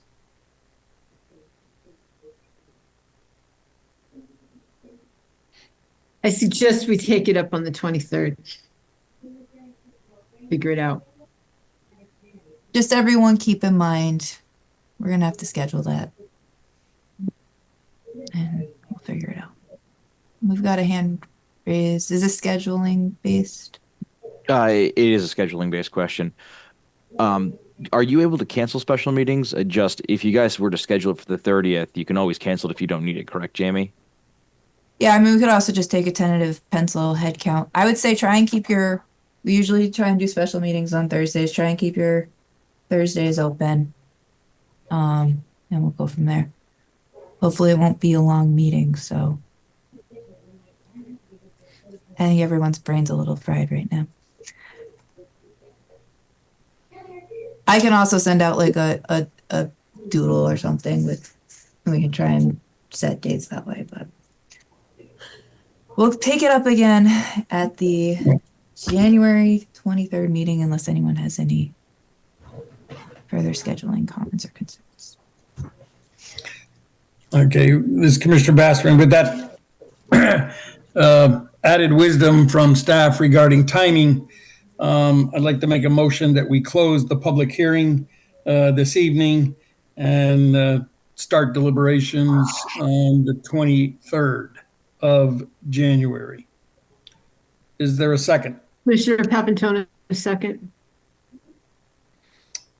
I will take a roll call vote. Commissioner Gokowski, Commissioner Gokowski, aye. Commissioner Begeman, Commissioner Begman, aye. Commissioner Papatonis, Commissioner Papantonis, aye. Commissioner Basserman, aye. So we will reopen, or not reopen, but we will start deliberations on the 23rd for 240902. Thank you all for Thank you. patient this evening and the extensive amount of effort that has gone into this application. Hopefully, we can wrap this up within the next 35 days. Thank you. Thank you.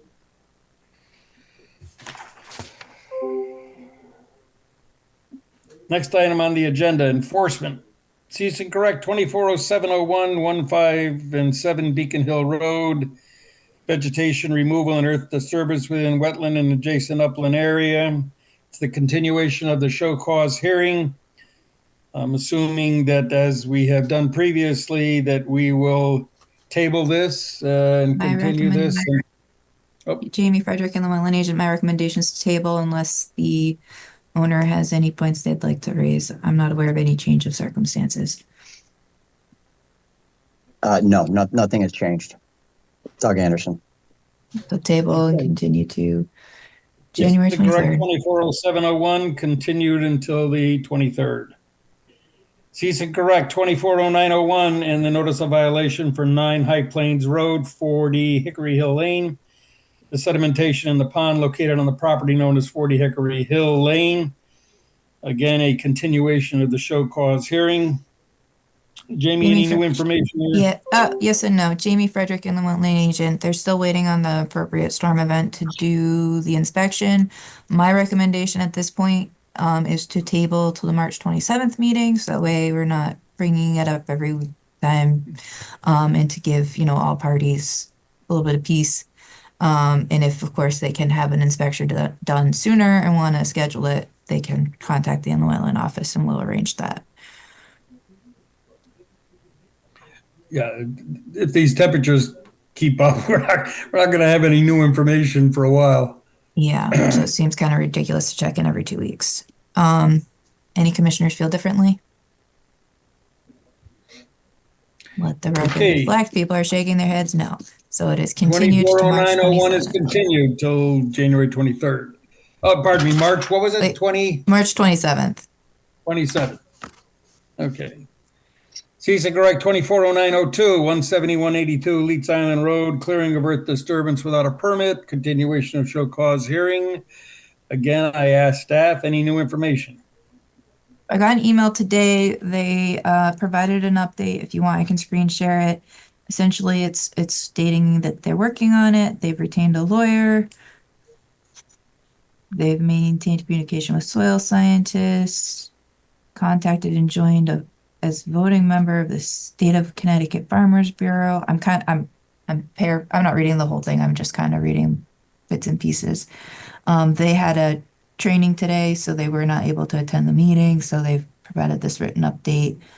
I guess my question for the commission is, my main concern is getting a plan, getting the site in compliance, whether it's through, whatever that means. And making sure any activity that needs to happen on the site can happen seasonally appropriate. Do you want to table and continue to the January 23rd meeting, or do you want to give him until the February 13th meeting? Kind of acknowledging that he's working on it and 2 weeks isn't a whole lot of time for him to get it done, submitted, and for the commission to take a look at it before the meeting. This is Commissioner Basserman, and nothing is in jeopardy? Wetlands are not in jeopardy? I don't believe that there's anything changing on site. And I don't think that, I think by the spring we might want to be seeing something happen. So I don't want to table it too late, but given the workload and that both the commission and the property owner have, might be beneficial. But let's not crowd the 23rd, move it to February. What was the date? February 13th. All right, we'll continue 240902 to February 13th. Hopefully some additional information can be provided on that date. And you'll check with the homeowner to see if at least we can get their attendance. Yeah, I would say the one caveat is if they're not available February 13th, but they're available February or January 23rd and have the materials, we could do it then. But I would say otherwise, February 13th is probably ideal. And I'm sure he'd be happy to have more time. CISA correct 24-1201, 175 Cherry Hill Road, non-compliance with sedimentation and erosion control plan from inland wetland 220705. Results in sedimentation in the watercourse. My understanding is you've been out to the site recently, Jamie? Yes, I was out there this afternoon. I'm sorry. I need like a quick 1 minute break to just get up and stretch and get blood flowing through my body. Can we take like a 3-minute recess? 3-minute recess, you got it. Back at 10:12. We're re-engaging the inland wetland meeting of January 9th, 2025. Jamie, we're on CISA correct 24-1201. So at the last meeting, the commission decided to uphold and modify the order. I have been out to the site a couple of times since the last meeting, and I've met with the property owner, I believe, twice, to kind of go over improvements that have been made, improvements that probably should be made. I know that Zach from Giuliano Associates has been out to the site, and he provided a markup of the existing erosion controls and recommendations for areas that need improvement. I was out this afternoon and the property owner was talking about some additional improvements they were in the process of scheduling to have made tomorrow. Outside of that conversation, or as part of that conversation, I expressed a concern about how full the basin is, and the slope below the emergency overflow should the basin end up spilling over that emergency overflow, which I believe Zach has a response for. And I'd also talked with Zach after that inspection about there was large stockpiles on site immediately adjacent to the road. Those stockpiles have been relocated further interior to the lots, further away from the wetlands. I did not stop that work from occurring because I considered that it was likely to have a net positive impact relative to the erosion potential to wetland resources. So at this point, now that a majority of that work, I believe, is done, my recommendation would be that those stockpiles have silt fence installed around them in compliance with the originally approved subdivision plans, which called for stockpiles to be ringed with silt fence. So I think that being said, I'd maybe hand it over to Zach Georgina to address any recommendations he has, and clarify anything from his vantage point. Zach Georgina, Giuliano Associates Project Engineer. Jamie essentially hit the high points. I was indeed out there. God, it's been a long week. I want to say it was Monday, maybe it was Tuesday, when we got back from our holiday shutdown. And I gotta say, the property owner and site contractor has done a lot of work in terms of cleaning up the site and putting a lot of controls in and measures to prevent further incidents. My understanding is Jamie hasn't seen anything, no further incidents based on what they're doing. And at this point in the year, the name of the game here is going to be upkeep on these and maintenance, to prevent anything from happening further. Unfortunately, as I'm sure you guys know, winter finally showed up. So we are past the available grow season of getting any vegetation established between now and March to April is when we're going to start being able to see any type of vegetation stabilization there again. So it's a big game of playing the what we can do to minimize erosion potentials. One of the things that they've been doing is essentially taking some of this fill material and leveling some of these lots. which is going to be good in terms of preventing the erosion as long as they continue to do this on areas that they had already tore up with vehicles. Obviously, we don't want to be turning vegetative areas into dirt. That's not beneficial. But stockpiles are, and the reason I spec'd in and have recommended ringing with the stockpiles as well is because of the slopes that stockpiles are indicative of. You do have a lot of erosional potential, and once that material has been picked up in solution, it then is much more likely to travel. So by lowering those slopes, laying down those stockpiles, and actually just using them to smooth grade, you're actually creating a less erosion-prone surface, which is beneficial to the situation at hand. Also, moving those piles further away from the uh, I'm going to call it the drop off here, but moving them further away from lots 6, 7, the tail end of 4 and 5, moving them in closer to lots 2 and 3. You're going to see that you're just putting distance between where those piles are and flat ground, so that any erosion that does pick up and manages to get through a silt fence once these piles are rung appropriately, you're going to see that dropping out of solution before we get to where the grade picks up as we get closer to the road between lots 7, 6, and going up towards the Cherry Hill right away. So those are beneficial actions.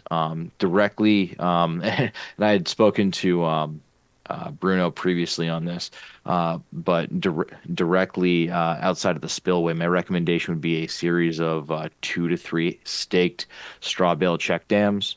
Essentially, when water is going to be coming through here, once it goes down this slope that hasn't been vegetated yet, it's going to be picking up velocity. So by staking these check dams in place, you would adding these, you'd be slowing that water and slowing the erosional potential. Another addition, since we've got the goal line defense established, so to speak. Actually, it's a great one, Jamie, right there.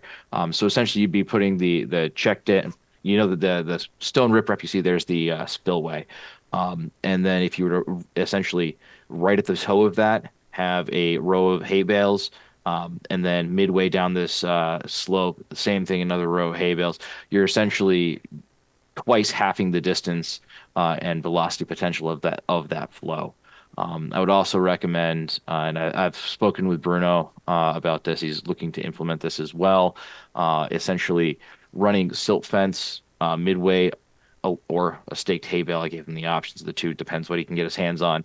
Midway along this entire slope, again, to just half that distance and minimize that erosion potential there.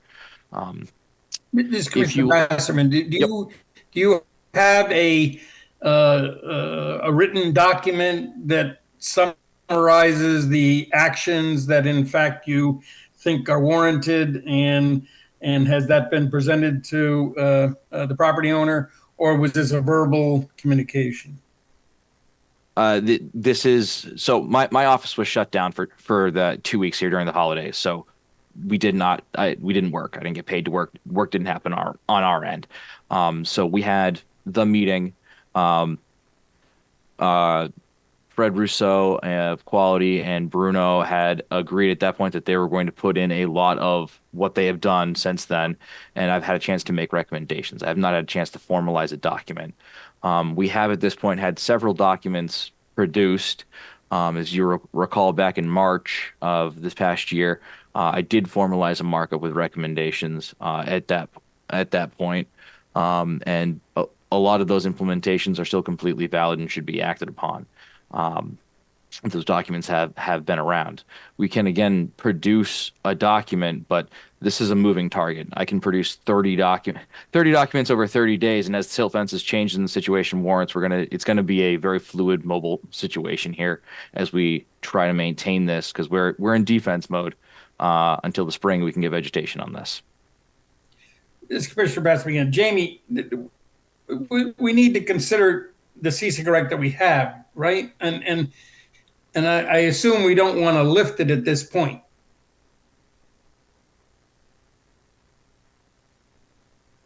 Jamie Frederick, and the wetland agent. So right now there's the cease and correct order that's in existence. It was issued due to the sediment traveling down the roadway that got to the water course.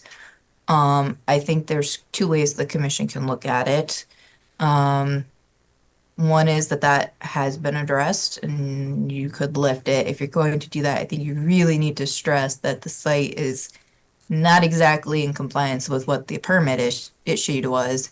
So my recommendation would probably be to leave it in place. However, they have made huge improvements out there. I am hoping that they will continue to make improvements as needed. A lot of the things that I was concerned about, Bruno was saying was scheduled for tomorrow. And the things that weren't already necessarily on his to-do list, I've touched base with Zach and he's provided recommendations for. So I don't know that stopping them from doing any site work is necessary, but I think you might want to still hold the fact that you need. So one of the requirements of the cease and correct order is that if there's a rain event of half an inch or more, that a erosion control professional does an inspection and makes recommendations for any improvements that need to be made on site. So I think a middle ground might be to keep the order in place and require those updates. And then assuming there's no bigger problems, maybe in the spring, everything gets kind of more stabilized with some vegetation, and then you can maybe consider reassessing things. Considering that the order has been determined, assuming that you can come to an agreement and you don't feel the need to check in periodically, I could schedule it based on site progress, site concerns, and bring it back when I felt that it was warranted to take different action, or that there might be consideration for different action to be taken. This is Commissioner Basserman, but again, we have a cease and correct now. Would we amend the cease and correct, modify the cease and correct that we initially sent to capture the discussion this evening? How do we formalize, if you will, the going forward piece? Yeah, so I don't think it would necessarily need to be amended, but I do think that we would, if you were to leave it in place, send an update letter providing guidance and context of what's expected. So that way it's clear and, everyone's aware. Right. It's not a moving target. So, if we continue to want, we understand that you've made improvements out there. You asked about the written document of recommendations. Maybe it's that we don't necessarily get a site plan markup of all the recommendations, but maybe, with that half inch of rain event, we would just get a written document saying these are the recommendations as needed, maybe a sketch to show where on site it is. Maybe that's something that staff can handle, assuming that it doesn't get catastrophic again. And then once we have some site stabilization, look at bringing it back and addressing it. And I think the biggest reason why I'm hesitant to say go ahead and lift it is because there has been a lot of activity on lots 7 through 11 that really can't be addressed this time of year because you can't seed it. And so I think you kind of want to reserve your interest in making sure that that area is being heavily monitored and maintained. But again, I don't think there's a lot of benefit to necessarily stopping site work, because then you just Right. have this extended period of time where you're not, working towards the goal of the end product and it's just sitting open. So I think as long as they're maintaining the erosion controls, it makes sense to let them work. So Commissioner. Go ahead. Go ahead, Oh. Commissioner Begeman. Commissioner Begeman, 2 questions. Last time I think mats were talked about, some sort of mats for the big piles. Is that still going to be happening? And then the second question is that road now being plowed by town? And if so, how do they avoid moving those hay bales? So there's no plowing to worry about. It won't be plowed by the town. I don't know if the property owner will plow it. Commissioner Begeman, then in terms of plowing, my thinking is that how would they know where the road? I would hate for the plow to remove those hay socks, right? I mean, our stakes sticking them, we'd have to get 2 feet of snow, but still. And then there are those, it looks like they're bales in the road around catch basins, so. Thank you, Zach. If I may, Commissioner Begeman, this there is a road with a curb. The concern of hitting I mean, the hay bales are quite obvious unless you get 2 feet of snow that there's a lump in the road not to hit there. And beyond that, how to public plows or anyone in general not jump the curb every snowstorm across the board. I understand the concern, but it's not a public road currently. It's a private road. It would be essentially in that situation. What I would recommend doing from a procedural standpoint is if either the property owner, Mr. Chacon, or the site contractor was to plow the road or wanted to plow the road, step one would be you go out and you pull the hay bales out of the way, you plow, and then you literally set the hay bales back in the way. Procedurally speaking, that's what I would recommend.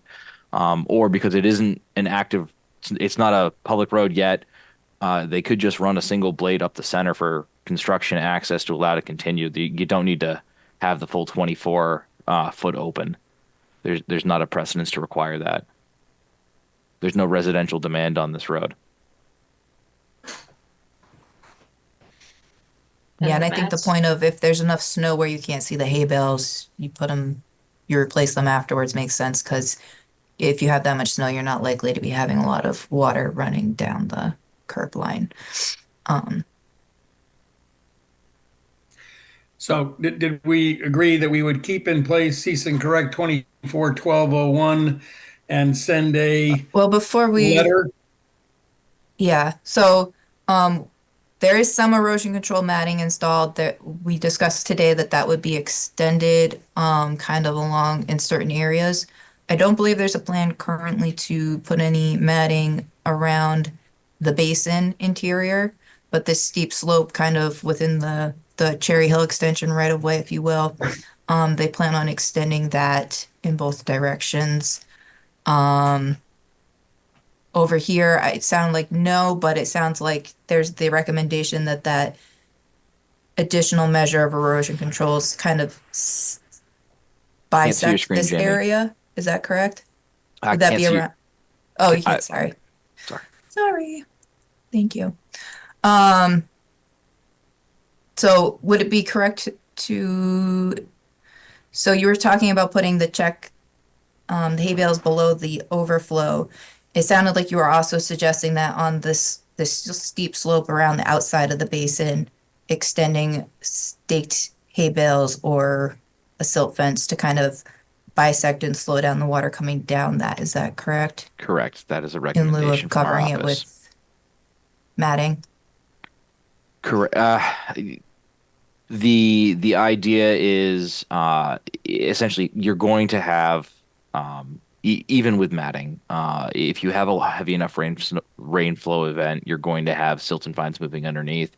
If you go with the staked hay bales or a silt fence, that's a physical barrier that's tied into the ground. So when that water that's carrying those silt and fines hits that's a hard stop and hard check dam there.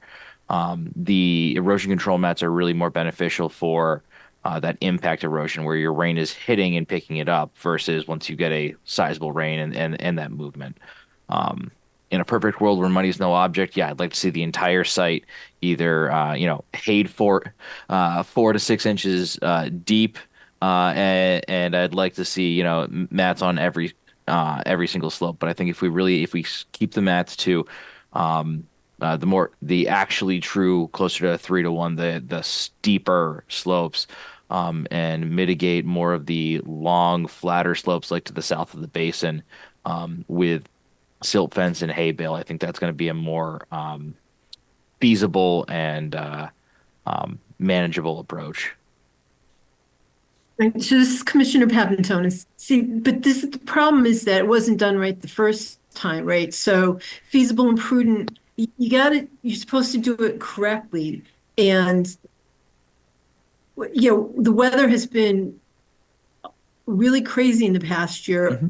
We don't want a catastrophic event where you're backpedaling and trying to do cleanup again. We don't want this to happen again. I do understand, and I understand that. We also don't want to bankrupt the developer trying to do the site and then then you're pulling bond money and it's on the town to fix this. So there's a level of doing it correctly, and what I'm proposing is I'm not my improvements are not what I'm not cheaping out.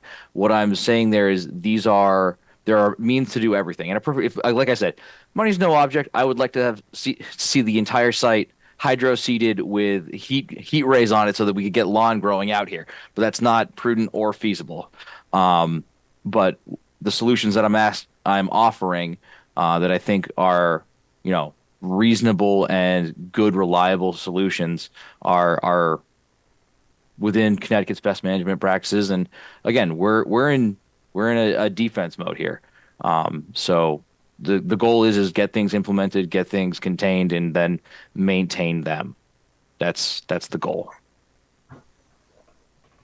Jamie Frederick and the wetland agent, in response to the matting of the stockpiles, I don't have a good picture of where the stockpiles, I mean, there's still stockpiles kind of near the road, but they're not of the size, the steepness, the proximity to the road that they were before. So you can see in this picture a new stockpile, and you can kind of see how they've been grading it out to grade.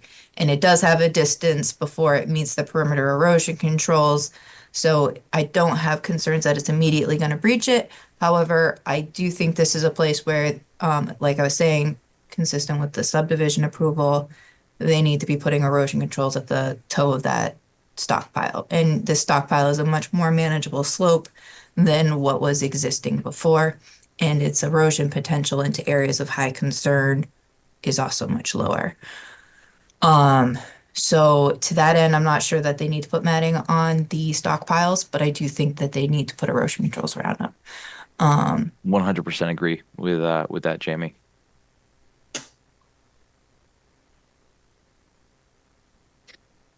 This is Commissioner Papantonis again. Mr. Georgiano, you said that you haven't prepared that report yet with your recommendations. I think that's something that needs to be in our record. I think we need to see it. I don't think we can just go with, this is what we think we're going to do. I think we need the actual paper on that.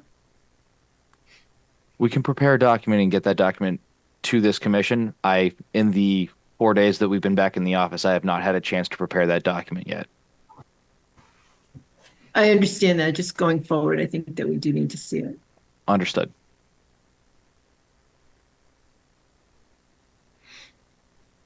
This is Commissioner Basserman. So Jamie, you'll work with Mr. Georgina to pull whatever information you feel is pertinent for the owner to have in his hands regarding the cease and correct? Yeah, so how does the commission want to handle this? Do you want to continue it to the January 23rd meeting so that you can review that document prepared by Giuliano Associates? And maybe allow for, site work consistent with the approved plans to continue on site as long as the erosion controls are actively being maintained. And or I suppose if you want to say after the installation of the measures proposed by Giuliano Associates have been implemented, activity on site may commence again in compliance with the approvals in place. This is Commissioner Begman. Could we also say that that we don't need to see it back if the letter comes in and staff looks at that in writing and says it's good, and then go with all those other things that you said? If the commission's comfortable doing that, I think that is reasonable given the improvements that have been made, the maintenance that I've seen going on out there of those erosion control improvements. I think that would be a fair way to move forward, assuming that the commission was comfortable doing that. This is Commissioner Goklowski. I was going to suggest the same thing that Commissioner Begeman was going to say. If they're willing to do what they need to do, and I think they do, are going to do it the right way. I just think Jamie, you just stay on top of it. If something happens, you have to open the doors to us again and let us know that we need to take further action, then we'll take further action. But with the ground being frozen and this being done, I mean, as long as the erosion controls are in place that you feel comfortable with, I say you just follow up with them. Commissioner Bashman, Commissioner Umrod and Commissioner Beckerman, are you okay with that? Commissioner Ormard, yeah, Having staff review? Commissioner Begman, yes. All right. I Jamie see a hand Frederick raised. Go ahead.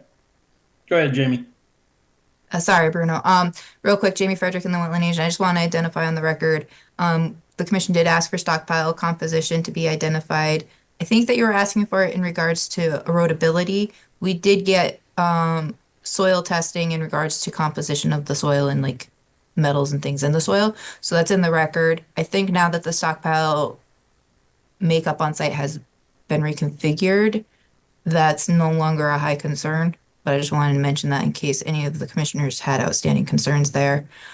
So I think the main thing is making sure we get that initial recommendation from Giuliano Associate with a markup on the site plan of what's proposed, and then moving forward, maybe it's just a written correspondence after any storm event of 0.5 inches, and maybe we say until the spring when some site stabilization can be established through vegetation establishment, at which point we can bring it back to the commission for discussion.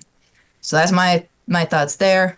I don't know if commissioners have anything they want to weigh in on, or if you want to hand it over to the property owner. Well, I think with the property owner, be a good opportunity for him to chime in here. Yeah. Bruno? Hi, guys. It's Bruno Chacon. I just want to let you know, thank you first for taking this long at the end of the night to hear this. Since this happened from the beginning of the last meeting, I've been on top of it every day. There's a ton of hay bales out there. We went above and beyond with all the check dams that myself and Fred Russo from Quality thought and know with their professionalism that would help this sediment capture what's going on there. And so that's the reason why we decided to level the piles there and do what we had to do there. There is some problems on lot 8 right now that tomorrow we're going to be assessing. Jamie saw me out there today with the guys, so that will be all addressed. And as I said, I'm there every single day, morning, afternoon, and night. When it rains, since we've had rain since the last storms, I've been out there and addressing it. I'm out there cleaning out the basins, so I'm on top of it. I'm not avoiding the problems per se. So I just want to let you guys know that. Thank you. And thank you for taking it seriously. We appreciate the effort. Any more discussion on this item? I think we kind of beaten this one pretty good.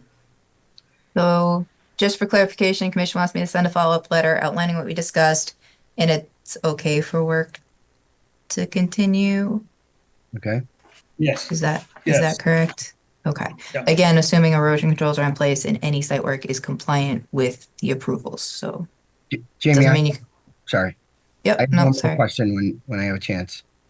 Go for it. When these lots, we talked about it briefly today, if they happen to convey over before, let's talk about that in the application process. All right, no problem. Thank you. Finally, last item on enforcement, notice of violation 301 Maple Street, removal of vegetation without a permit. Okay, so I don't think is there anyone here for this? I don't see anybody except there's an Evan Moore. Oh, I just saw a Dosty raise their hand. And then Yeah, but then, no, yeah, okay, now it's up again. Now it's down.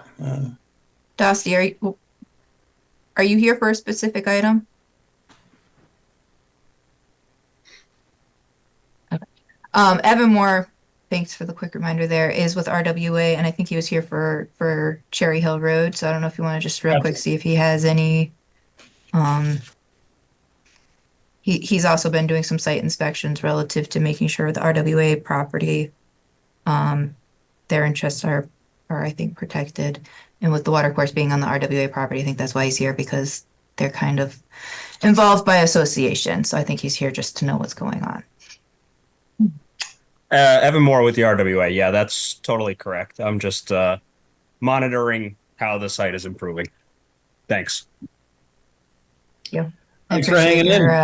You're sharing the photos between when I can get out there. Okay. Right. 301 Maple. 301 Maple. So I issued a notice of violation a while back. I don't even remember when.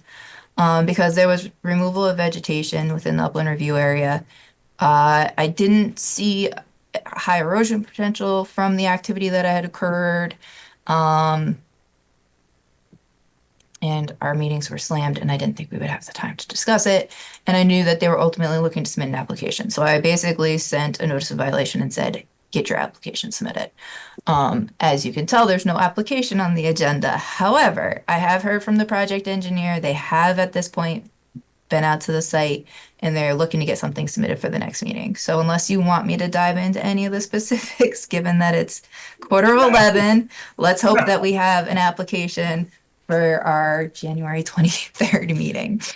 The January 23rd getting pretty full now, yeah. No, let's take it down the road. Okay, applications for review in the Wetland 24-1102, 183 Cherry Hill Road Extension, and new single-family residence. All right. Jamie Frederick and the Wetland Agent. This has been before the commission for a while. Excuse me. And the commission has to make a decision this evening and or authorize it for agent approval. And I'll explain why later. So I don't think anything's really changed other than we've received the notification that the proof of notice that RWA and the Department of Health has been notified because they're located within the Regional Water Authority watershed. And the cease and correct order, I think, kind of made the commission pause at the last meeting as well, in tangent with the RWA notice issue.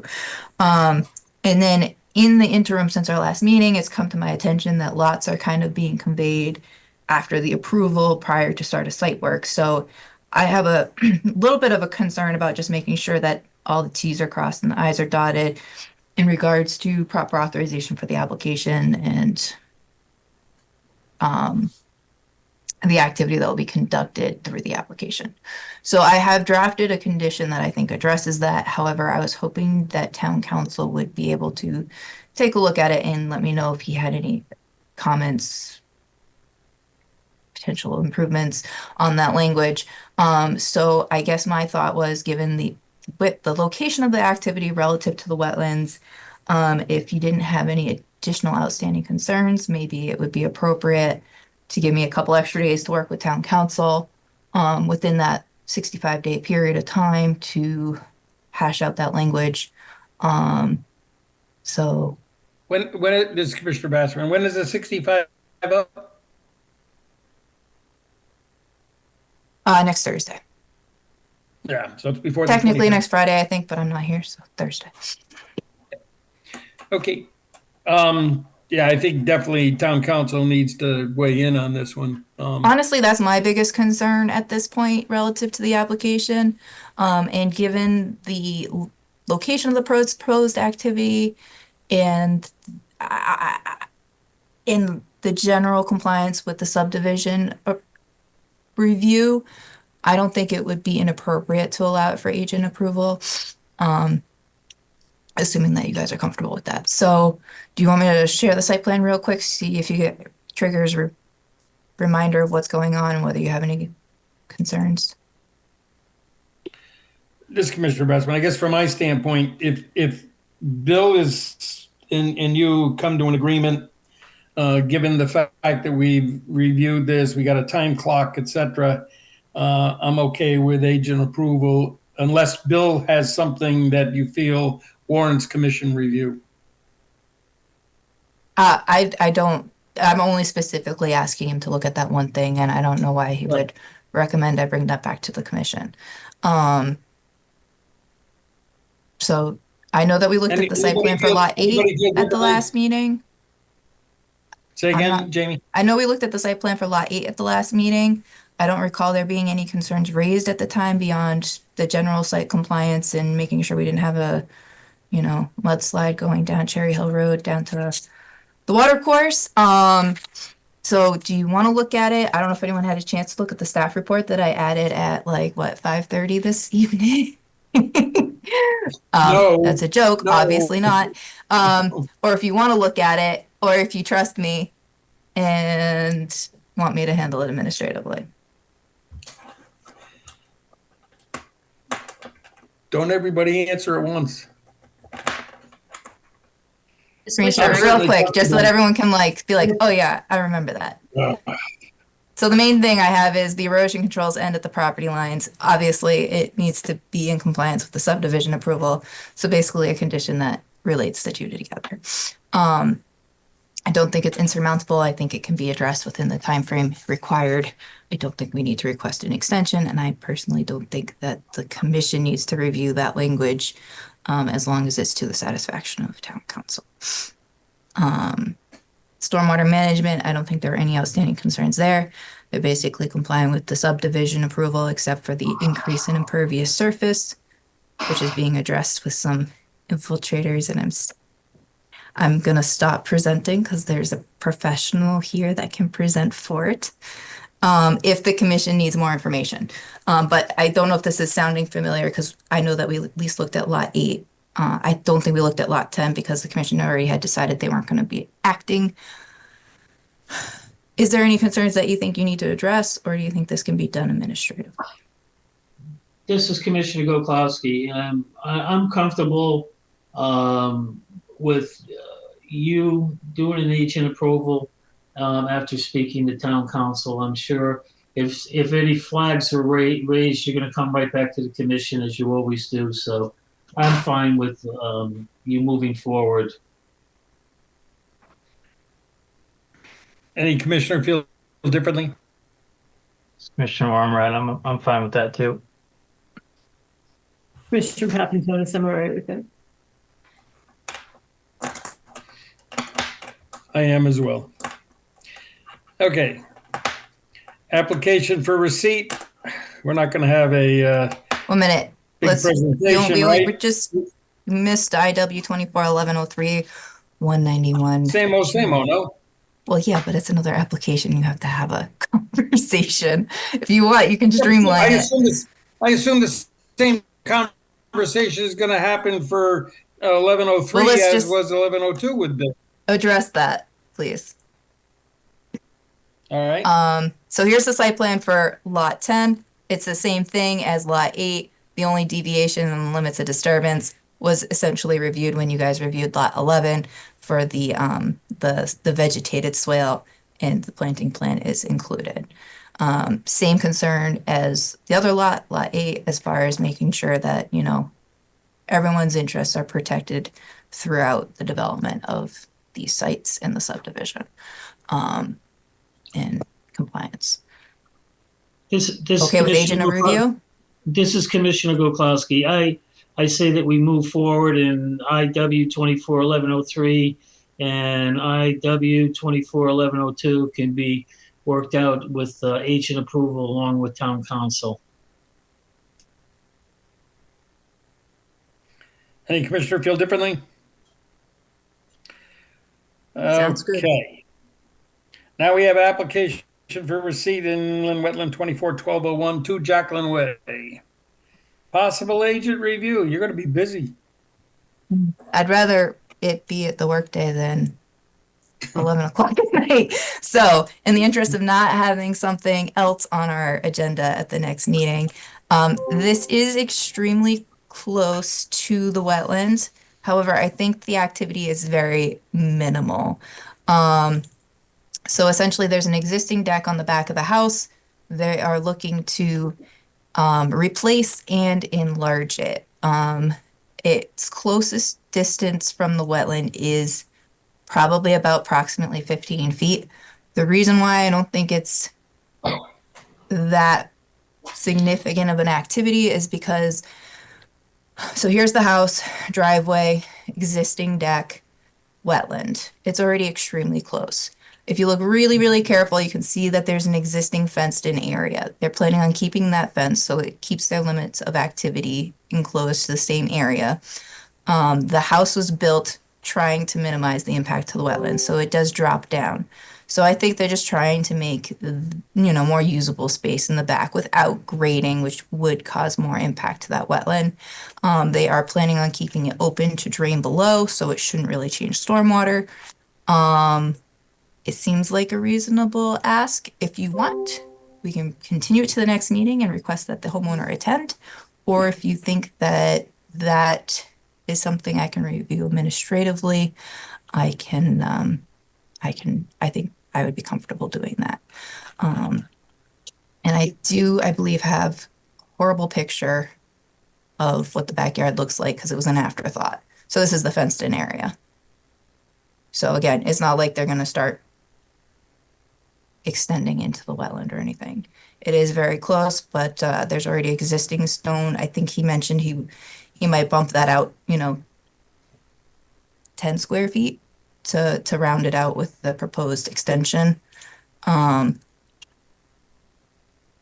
essentially it's going to be the same distance out from the house, but extended the full length, and the existing stairs will, I believe, be bumped out from what, because I think, they're currently in line with the edge, so they'll be bumped out. And the distance, I believe, it's pretty comparable at the two closest points. Where are the stairs in the? This is the base of the stairs currently. And then on the proposed site plan, instead of the end of the stairs being here, it would be bumped out. I believe he said the stairs are going to be 3 feet wide, so it'd be 3 feet out from where they are now. Oh, okay. In the same direction? Yes. Yeah, so I took this and I overlaid it. Oh, come on. I overlaid it. Is everyone seeing a sketch with colors? Yeah. Now So I took the dimensions and I put it on an as-built. So you can see the closest corner is about 15 feet, and the stairs I'm estimating will be about 16 feet. Obviously, this is a sketch, but it is based off of an as-built of the house and the wetlands that were delineated. And he's got that fence basically right on the wetland line.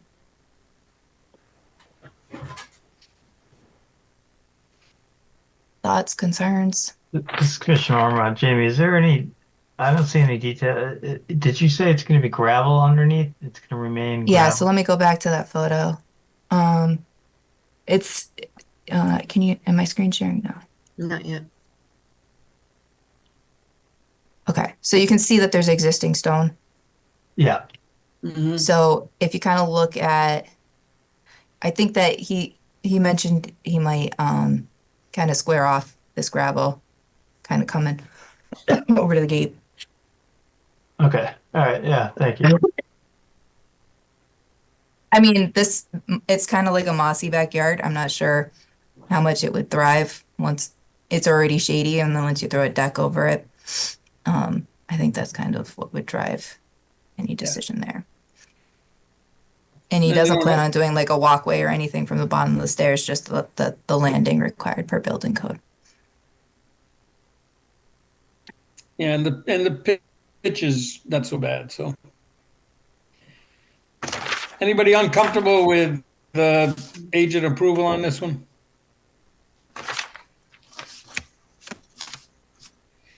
Jamie, the only question I have, Commissioner Bagman, just because it's winter and I'm thinking about people who are over salting things on the roads since I'm driving through it. But people can put down all sorts of stuff on decks, and given that it's so close to the wetland, would it make sense to? I can ask to clarify that with the homeowner, and or just make it a condition To what? Not use that stuff? to not use like a de-icer on the deck. Well, if you use a synthetic deck, that could be an issue with anything that you put on a synthetic deck. So You mean for the integrity of the material? of the material, yeah. Yeah. And I do know he's planning on using synthetic material. Yeah. Okay, I wrote that down to make a note to make sure I address it with the property owner. Thank you. Usually a conversation gets you further than a written Yeah. condition of approval. Okay, so we agree when inland wetland 24-1201 would be agent approval. Anybody have a issue with that? Okay.